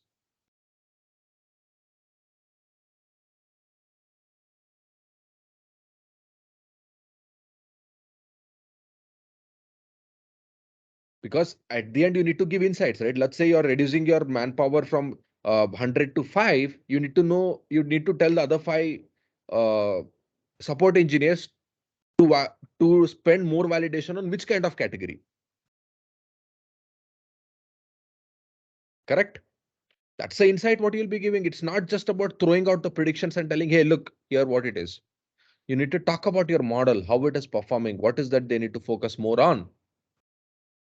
Where the actual and predicted are, they are in darker color. So, We can take no. one column, for example, and say the first column, and see the count here. Correct. So if you look at it, right, see, for student loan, obviously there are more numbers. That's why you see more there. But if you actually convert all of this into percentages, or maybe I'll make it very simple for you, right? Now, take an example of vehicle loan or lease. It's 100% accurate. Don't you think so? Correct? Am I right?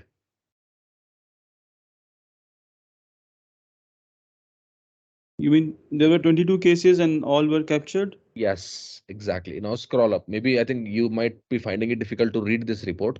Scroll up. Maybe I think you're more comfortable with precision and recall then. Scroll up, scroll up. Yes, this report. Right? Now, if you look at it, what is that your focus is? Precision or recall or F1 score?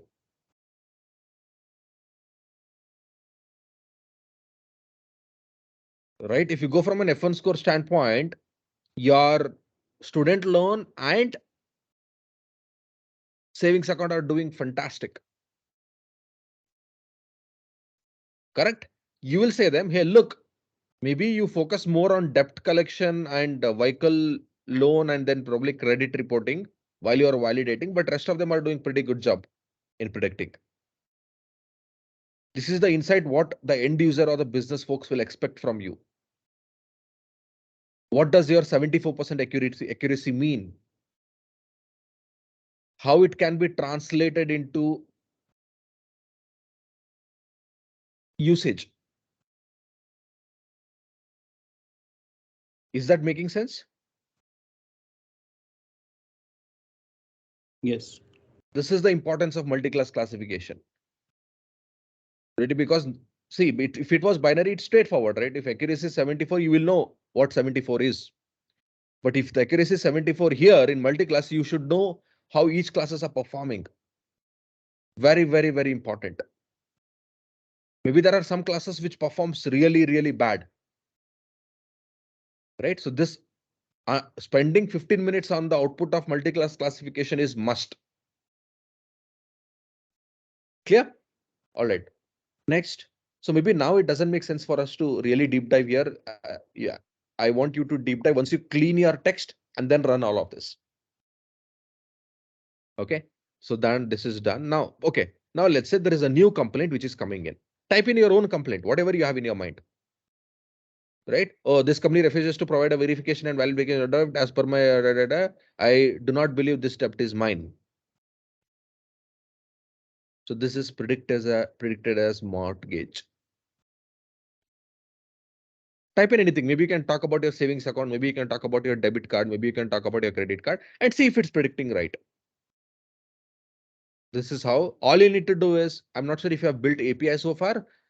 You just need to convert this model dot predict into an API and then pass it to your overall architecture, business architecture, where you receive your complaints from the UI. You plug in the API there and your new complaints passes through that API and throws the prediction on what category it belongs to. Maybe along with the probability. Are we good with this use case?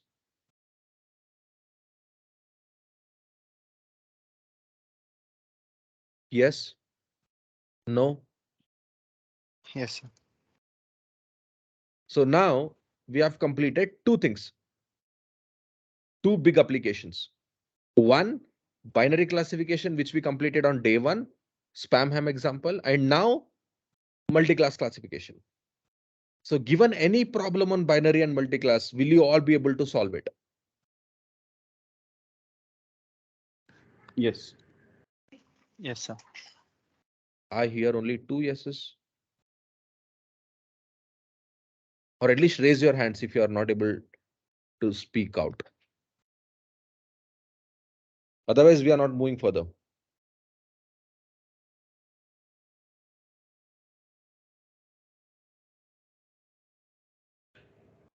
Yes, sir. Binary 3. classification is clear. Multi-class, maybe I need a little more practice. Okay. Any specific questions you have, Srihari, on No, multi-class? not Okay, maybe no specific. okay. Maybe let me Multi-class, know if you have any questions. You can ping me sure. directly on WhatsApp. We'll figure it out. But yeah, more practice is required. I agree. Like I said, Yeah. right? I can Mm. share again. I can share you more data set and use cases to solve. But No, one I'll important just, yeah. okay. One important thing is, again, please don't go inside out. Follow outside in. Mm. Pick a problem. Oh, I'm working in an insurance domain, or I'm working in CPG domain, or I'm working in medical domain. These are the problems what I see. Mm. And then, oh, here is where I can tap on my text classification. Right? Have that approach always, right? Don't just go and Google, oh, text classification data set. And this just don't try to run this code on top of it. Anybody can do it. Pick a problem, Okay. try to solve it. Because when you go from a problem mindset, you will spend a lot of time in analyzing your output. In the sense, oh, whether my output are in line with the problem what we started with. Your end goal is not to build a text classification model. Your end goal is to solve a particular problem.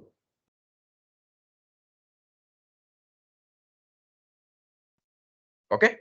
All right. So with that note, 2 green, 1 binary text classification. The other one is multi-class text classification. Akshay, one thing, uh, how to interpret the results is, I think this is the area where I need to work more. So any Okay. for that? Okay. So now let's do this. Scroll up. We'll take the same example. Okay.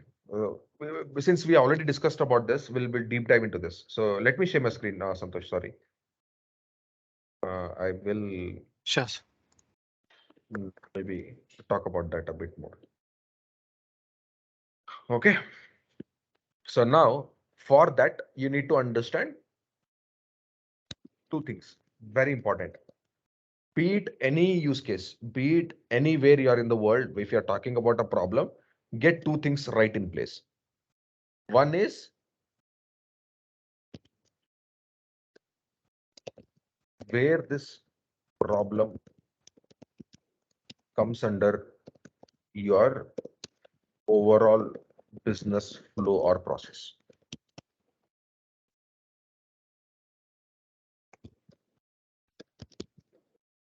What will end users do with AI output? How they will use it. Before you start solving any problem, while you are in the problem definition phase, try to get answers for these 2. Very, very important. Now, to the first question, do you have answer for this problem? So the problem what we discussed, for this question, do you have answer? Yes. Okay, what is the answer? So rerouting the complaints in the right category or to the right team, and hence saving some of the operational cost. Okay, so maybe to make it more clear, you need to know the process or the flow. So what I mean by that is, okay, what is it? So you have an UI, complaint UI, where customer can log in and start raising complaints. Or you have a chatbot where customer can raise a complaint through. Because if I log in to HDFC, they'll have a chatbot, right? I can raise my complaint there as well. So you need to first understand the end-to-end flow. Okay, there is a UI. This UI can be in the form of chatbot, or can be in the form of forms, or can be a website UI, right? From there, complaint customer logs in, right? And then fills in the details. All the complaint narrative and etc. And then it goes and sits in some DB. From DB, it is generated on Salesforce. Salesforce app, which business users use, which the customer support people use, or any other framework, any framework. So this is connected to the DB because the support people are not good enough to query the DB and get the details, right? It's connected to some dashboarding where they can see all of this in one place. And from there, they have this flexibility to keep on manually tagging the department. So this is the overall business flow. Now, whatever your solution is, where do you think your solution would fit in?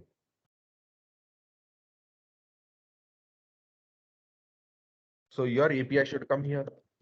Prediction model.predict. Whenever the new data is coming to this DB, maybe you need to segregate this with the old data and the new data. Every day, the streaming data which is coming in, maybe you can use, I think some of the data engineers can understand, right? You can use your Spark streamings to get in the data to this API, the new data, and then show it on the Salesforce, where you just give them a button to validate for few of the things with the lower probabilities, which are predicted with the lower probabilities, or with a classification where you think your accuracy is not good or F1 score is not good, right? Suppose let's say there are 9 classes. So you deep dive into those 9 classes to understand which classes are doing great, which classes are doing bad. For the classes which are doing bad, where the F1 score is not good, you highlight them and say for the end user, oh, you have to worry about this. Please further validate. And for some of the classes, maybe 5 classes, no, our accuracy is good, don't worry about it. We will directly tag it to the department and send the mail. Then the trigger happens. Mail trigger to that respective department. Right? So now you're automating this whole thing, these 3 steps. Where, okay, this hits an API and API directly goes to the department. However, there is a small layer, maybe again you can integrate with Salesforce saying, oh, okay, for some of them, the probability is low or the classes accuracy is not great. So you further validate it and send it to the department. And then have a feedback loop where you capture the feedback from the, oh, this was validated and it's actually wrong. You tagged it wrong, so that your model learns it with time and even improves the accuracy of all the classes and probably the overall accuracy greater than 90 or 95. So this feedback mechanism is also very important. This is good.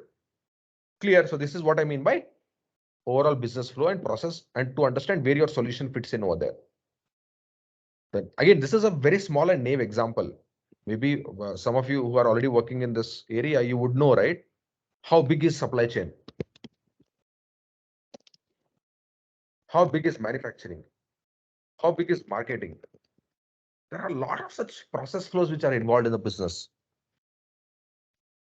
Okay, so this comes with time and experience. So this is a business domain where, that's why I say, right, AI is actually 50% business and 50% AI.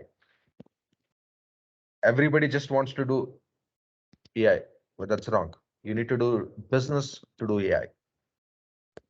Okay, now the second part, what will end users do with AI output? How will they use it? Now you know here how they use it. It's just for tagging to the department. There is no rocket science here. This is easy, but for some of the cases, let's take an example of churn. Now, do you know, since you solved this problem in your ML module, do you know how churn output is used by the business? Who is using it and how? Who and how? Can you please answer this to me?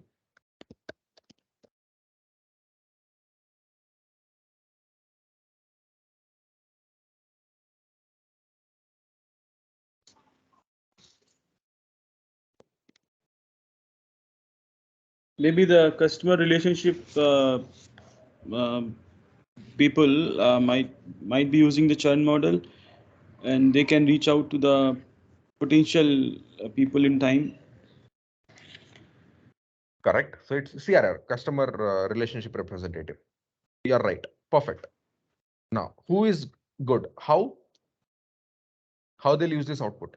So you are saying that, oh, if the probability is high, they'll reach out to that particular customer and do what? They may give some kind of additional discounts or some offers they can offer to customer. And you are assuming it. What if I say I don't have any budget for marketing or promotions?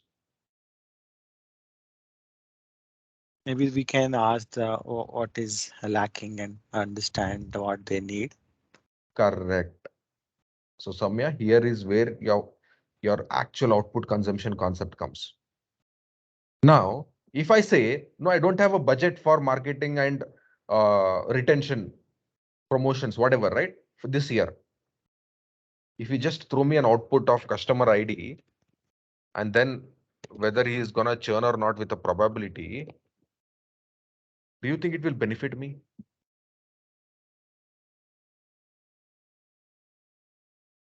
Do you think it will benefit me?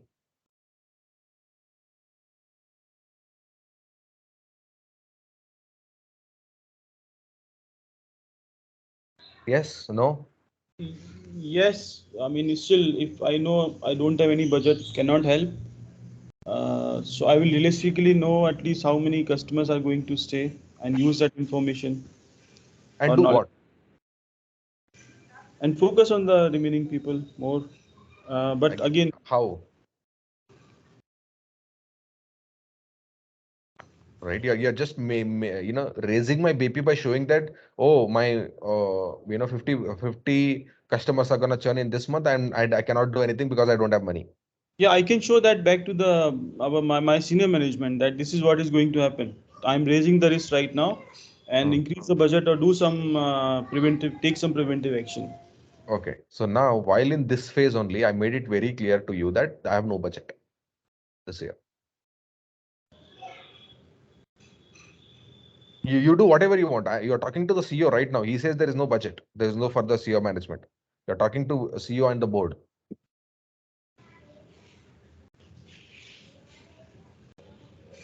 So there are one point at least that the people made it very clear, highlighted the risk in time, and now because there is no budget, whatever action we can take, which is possible, we will discuss on that. Correct. So that's wherein formulating your output makes sense. Now, along with this, if I tag along, I hope in your ML module, your explainable AI is covered.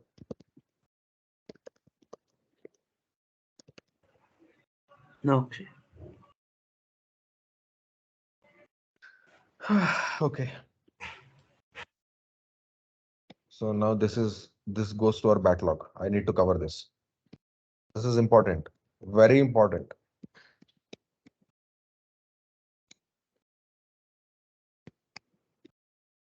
Let's see when we can cover this if we get some time. Can we also? Sorry, No, nothing. I mean, this is important. Yes. this is very, very important. So now, let's say you have 50 features with you, out of which you would know what are the features which when you want to control them, you require money. And out of which 20 features, if you want to control them, you don't need money.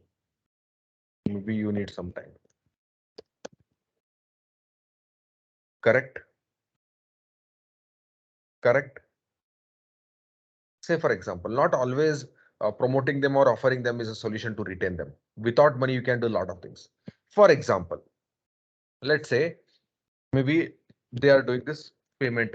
There is a column in your customer churn, right? In the data set, you have seen it. I thought you'd be comfortable with that data by now, but anyways. So there's a payment column where maybe some people do it through GPay. Some people do it through their check line, or some people wired it, or some people do account transfer, and some people pay it cash. They visit office every day and pay it in cash. Now you see that people who have opted for this and this method have high churn probability. Maybe there is some issue in their website while they are trying to transfer and they try it once or twice and then they get frustrated and then they move to competitor. So if there is an issue with such thing, you take it off from the website. Or you convince your customer to go via this way. This should be a primary recommended way of payment. So there are a lot of things which you can manage internally using these features to retain these customers. Yeah, maybe there are some customers, like I said, right, 30 features are related to features. Maybe let's say their monthly amount is $500. That's the reason he's churning. Now you cannot do it $300, right? You cannot offer a promo or a discount. You don't have the budget for that. But there are other controllable factors where if you spend some time, sit with the customer, maybe CRR sits with the customer through your data. Along with this, you're gonna give them the insight. So this is what I meant. Insight which you feel are relevant with from the features which could be controlled by the CRR without spending a cent. So along with these, along with this probability, you give those insights as well. And these insights can come from EDA or explainable AI, or both together. Clear? Yes.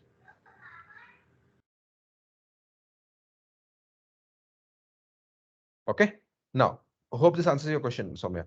Shall we move ahead? Yeah. Thanks, Akshay. Thanks. So these two are very, very important. If you know these two in and out, you can get your output in the required shape and form, which business users will like it. I'm telling you, the biggest problem in today's AI industry is, maybe I think Sandeep would already know it, AI adoption. There are, maybe let's say 1 million models built so far, out of which I believe only 100 of them are adopted by business. Rest of them, you build it, maybe they use it for a month and then they don't even use it.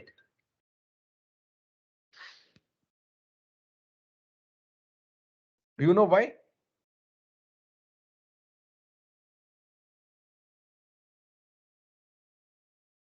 Because the output is not in line. So maybe I'll show you, right? I'm working on few such things. I'm working on building few things which are one of the pressing points in today's AI industry. Continuous delivery, yes, still a problem. Value creation and communication is still a problem. There is no framework which tells you this model created you XYZ value. And then there is this business adoption and feedback loop. It's one of the biggest problem, right? I'll show you what I'm doing for one of my current customer.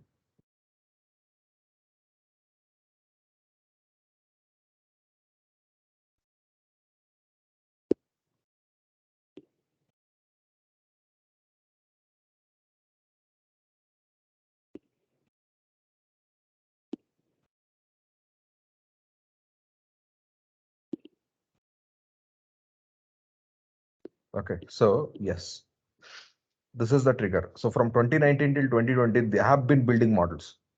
Now we have around 70 models there, out of which hardly less than 5% of the models are delivering value and are being adopted by business. This is the missed opportunity. If you don't act on it now, this is the future risk. So these are the biggest pain points in today's world.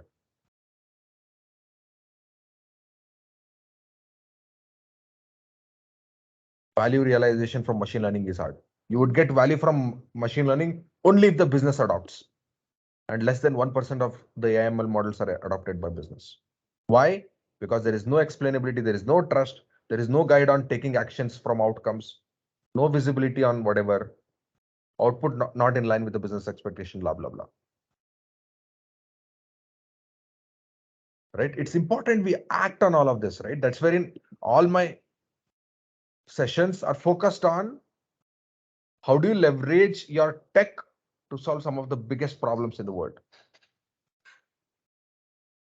Okay, all right. So with that note, let's move on. So over to you, Santosh. Let's move on to the second problem.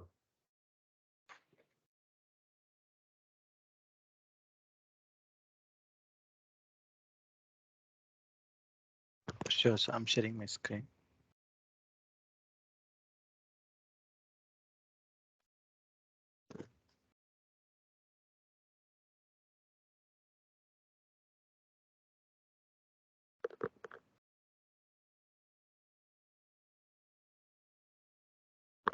Are we looking at the same notebook, sir? Yes. So the second one is sentiment analysis. So did we do sentiment analysis on day one? Yes, sir, we did. Now, why are we doing it again?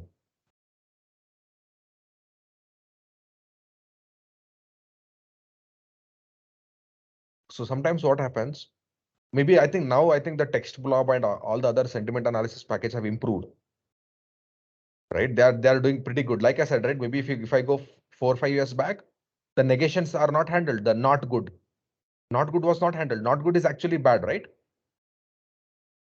So it was not handled, but now I think they're handling all of it. But suppose, let's say, if the business asks, no, I don't rely on any of the packages, you build your own. I want to build my own sentiment analyzer based on my data. What do we do then? So that's wherein I'll quickly walk you through this, right? Uh, Again, you take the reviews data. So maybe they'll have reviews data. Along with the review, they'll have the rating. So they'll have review, comment, and the rating. So you take 4 and 5 rating as positive, 1 and 2 rating as negative. So you have the classes with you. You have the review, comment, you have the classes. Scroll down, scroll down. So you see it. Score 1, 2, 3, 4, 5. I've put. So I'm just putting them randomly and then I'm assigning. Okay, if this is a score, take it as positive. If this, scroll down, scroll down, scroll down. Right here. Now here, if you negative reviews and positive reviews, I'm just bucketing them based on the ratings what the user has given to that particular comment. Right, 1 and 2 are my negative, 3 being I'm not sure, right, what it is, right? It can be positive and negative as well. So I'm just putting like this, and then I'm training my model. Scroll down. I'm training my model with this positive and negative. Scroll down. Okay, done. Output is not shown. Maybe you'll have to run it to see the output. And then it's a simple binary classification, right? Whether it's a positive sentiment or a negative sentiment. So this is how you can train your own sentiment analysis model. But right now we are not using it at all. You'll not be asked to build your own. Use the text blob, 1 line of code, and you're done with the sentiment analysis. Clear? Yes? Okay. Yes, sir. So now, the third problem.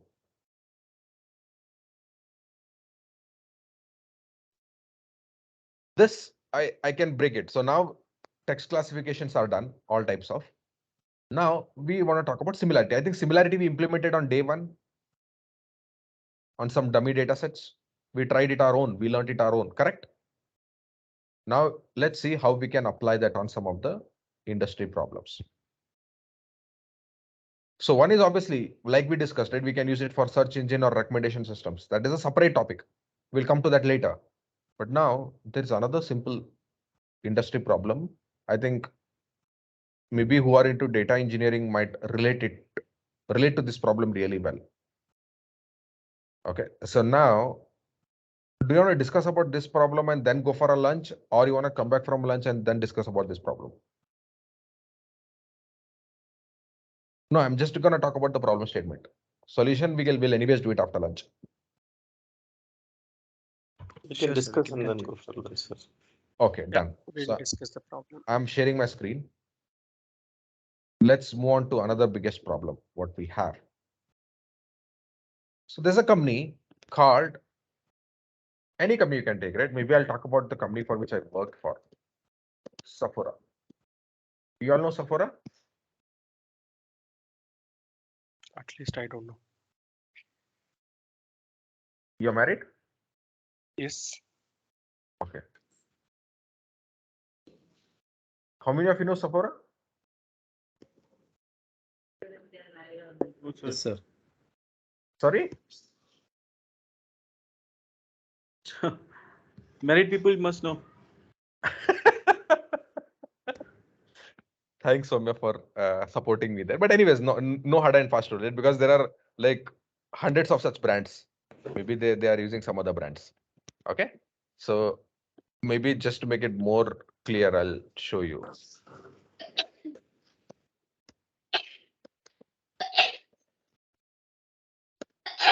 We have, I think, in Bangalore as well. I think it's there in Phoenix also. So what is Sephora? Cosmetics and skincare brand. Yes. Okay, cosmetic. Okay. Okay. Mm. Right. It's there everywhere across the globe. Maybe I think a bit towards premium, I would say. I don't know. Nowadays, nothing is premium. Everybody can afford everything. So how do they do their business? They have businesses in 3 areas. Okay. Distributors, their e-commerce platform, their offline stores. Clear? So what do you mean by these distributors? Maybe like, companies like these, right? Big Bazaar, or maybe, I don't know if Nykaa is a brand in itself, but even Nykaa might sell Sephora, right? So these are distributors, middle players who buys products from Sephora and then sell it to the other end users. These are middlewares. Then you have e-commerce where they have their online website through which you can make a purchase. Even here you'll have your Amazon and stuff like that and all of it, right? E-commerce, their own website. I'm talking about e-commerce own. And then you have offline stores own. These distributors can be offline or online or on. Okay, this is how they run their business. But now, back in 2016, I think, I was in New York with CMO of Sephora talking about some of the pain points. Right. So what I did is this was my first pitch to Sephora. Right. I never interacted with Sephora before. So before I started my travel, or probably even in the flight, I was creating a pitch deck for them. I understood their business through their website and whatever available on the net. I uncovered 12 pain points. And I told them, oh, you have these pain points and this is how I can solve them. And I can help you increase your revenue or sales. I did a fantastic pitch of 2 hours.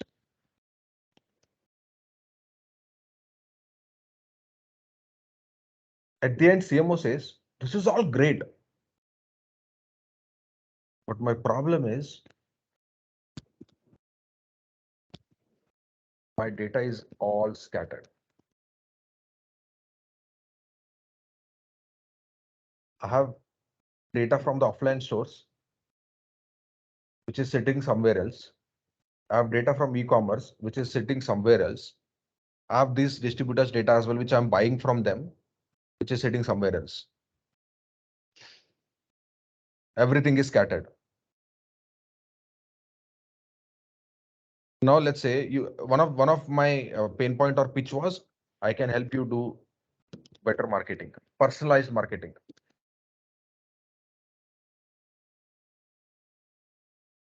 Based on your purchase history. Now he's like, my data is all scattered. Even if you just pick one data set and do your whatever, right, personalized marketing on top of this data, it would not be relevant because it doesn't have a holistic information. It just, my data are in silos. This is my problem. Forget about going from 0 to 1. I'm struggling from reaching 0. This is what he said. Then I did not understand what he's trying to say. I was like, I confidently said, hey, look, I'll get you a data engineer. I have great data engineers in my team. I'll get you the best data engineers of the world, and they'll help you solve this. Don't worry. It's a data lake problem. I'll help you build a data lake. This is how I replied. Then he was like, Do you know what is the problem there? It's like, yeah, you have data in silos. All you need to do is build a data lake. Then he was like, no, that's not my problem. I already have a vendor who is doing the data engineering for me. And data lake, if you're looking for a data lake, I can show you that as well. That's not my problem. His problem is he's not able to link between these. I'll give you a simple example. Soumya, on 1st Jan, he made a purchase on Sephora Phoenix. He made purchase of product ABC. On March 1st, he made a purchase from e-commerce. On April 3rd, he made a purchase with Amazon. On April 15th, he again made a purchase with Sephora Orion. Now, every time there is a different customer ID being created. Let's say again on May 1st, he does it from e-commerce. Here the customer ID would be same. Here the customer ID is 2, here the customer ID is 2. Here the customer ID is 4, here the customer ID is 7, here the customer ID is 10. While we know that all of these transactions are same, I mean, from the same customer. Don't you think if I just run it on this particular data set for any of the use cases which I pitched in for, don't you think it's a half cooked or half baked information which I'm training my model on? So garbage in, garbage out. Yes. So this is the problem what you throwed on me. I was like, what's next? First time I did not have an answer to this problem right away. Or every time you talk about a problem, I talk about how do you approach it. The very next moment. Give me any problem, I'll talk about how I can solve it. But for the first time, I was not able to tell how would I solve this. Maybe I was biased because it was an engineering problem. So I did not think much about it logically, but then I didn't know. How do you, I mean, it's not a joke to manually sit and map each of them by looking at their name, phone number, etc., and all of it and solve this. So this is the problem. Clear it. Is the problem clear? Is Yes. the problem clear? Yes. Okay. Now let's solve this post lunch. While you're probably having your lunch, think about it. How would you solve?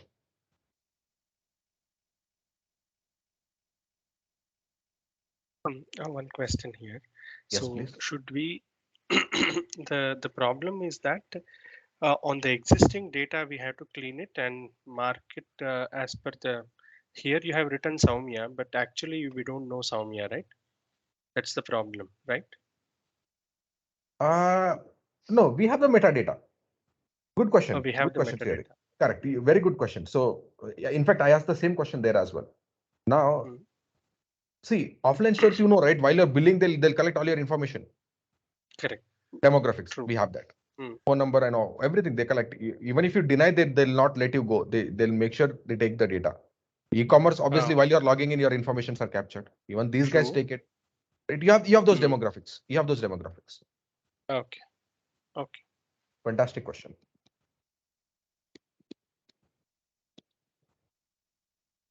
Okay. So with this note, let's take a break and come back. I want to hear from all of you first on how you want to approach this, and then we'll discuss about the solution and then implement it.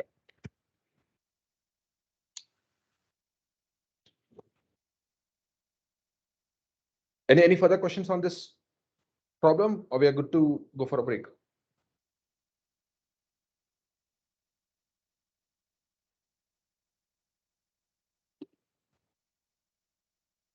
I believe we are good to go.